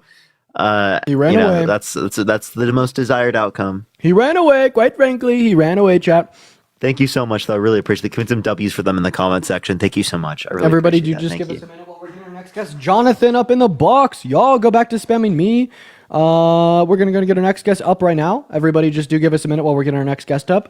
I got some chips and crackers, ladies and chips and crackers. That kind of sounds. Chips and crackers? Chips and salsa. I don't know what the fuck I was saying. All right, That so sounds so good right now. Kenzie, thank you so much. I appreciate the $20. Thank you so much. I really appreciate it. Thank you so much. Hello, I hope you Abigail. and your girlfriend enjoy the weekend. Thank you so much. I appreciate that. Thank you. Hello, Abigail. Did you vote for Trump? Yeah. Okay, you're good. Moving on to our how next old are guest. you? It's a fetus. We don't even need to ask. That was obviously a kid. Everybody, just do give us a minute while we're getting our next guest up in the box, y'all. And guys, make sure that we're double tapping away on that phone screen. Let's try to get up to 2 million likes and 2,000 shares. Chips and crackers was crazy. We got our next guest loading in right now. I don't know what's going on with the queue. I don't know why we can't get anyone in here to debate. Alana, thank you for the $5 on Venmo. Alana says, thank you guys for everything that you do. Alana, thank you for your support. Moving on here, y'all. Everybody just do be patient. No one's loading in. This always sucks. If you want to help, feel free, Parker, so we could try to get the next guest up quicker. I got you. I was about to go get a snack, honestly, because you just kind of... Bet, go for it, bro. I got this. We're going to get our next guest up in here right now while Parker's right. grabbing a snack. Ladies and gentlemen, go grab that snack. Okay, all Eric, right. thank you so much for the $2. Thank you, Eric. All right, we get our next guest. Julissa, thank you for the $2 on Venmo. Guys, go ahead and drop a 1 in the chat if you're in the queue and you want to come up and debate. Only spam 1 if you're already in the queue. And Addison, thank you for the $10 on PayPal. Dean, this was my first election. I'm in North Carolina. Thank you so much for the appreciate you for the $5. love, Thank you. Addison. Thank you, Addison. All right, we're going to get our next guest up in here. A lot of people spamming 1s that are not in the queue and didn't vote for Trump. So let's try to keep that to a minimum, y'all, while we're getting our next guest up in here. Hey, what's going on? How old are you? Yo, do you hear me? I'm 21. You're 21. Did you vote for Trump? Yep. All right. Why? Right. So first of all, I just wanted to ask, how do you manage to fit so many dicks in your ass? It's quite frankly. Second of all, incredible why to are me, you thinking know? about dicks in my ass? Because you're kind of gay. You feel me? Kind of feminine. And, I just swear wanted to say I hate fucking you. God. Nah. What's I hate you. Bro. 5, 4. Good boy. I 3, swear to God. Suck my dick. Oh my God, you can't beat the allegations. It's always the conservative men that will never beat the allegations. I've never been sexualized more by people apart from conservative men. Never has happened. Conservative man, quite frankly, how much gay sex do you think you could engage in, Dean? Quite frankly, I think you should give me oral. You'd like, oh, dude, and it's only a talking point. It's only a talking point because of how goddamn homophobic they are. You know what I mean? Like God, like Jesus Christ. We're gonna go and move on to our next guest. Everybody, just do give us a minute to get our next guest up in the box. We got Connor loading on right now. Oh my God. All right, you guys. Everybody just do give us a minute. All right. We got our next guest loading in right now, guys. Make sure if you are in the queue that you did vote for Trump. Projection at its finest. I swear to God. And it's like the first thing they want to talk about too. Like, Dean, no more words. Gay sex. Now. Like, dude, they are the ones writing the Wattpad stories at 3 a.m. every Saturday morning. Jessica, thank you for the $5 donation on PayPal. I appreciate you for the love. Boothie, what's going on, man? Did you vote for Trump? All right, Boothie's not even here, man. What the fuck is going on? Hannah, thank you so much for the $20 on PayPal. Can you congrats to me for graduating from UW Law School? Congratulations, Hannah. Everybody show some massive love to Hannah down below in the chat. That is a big deal. Don't let that be mistaken. Thank you, Hannah. Katie, thank you so much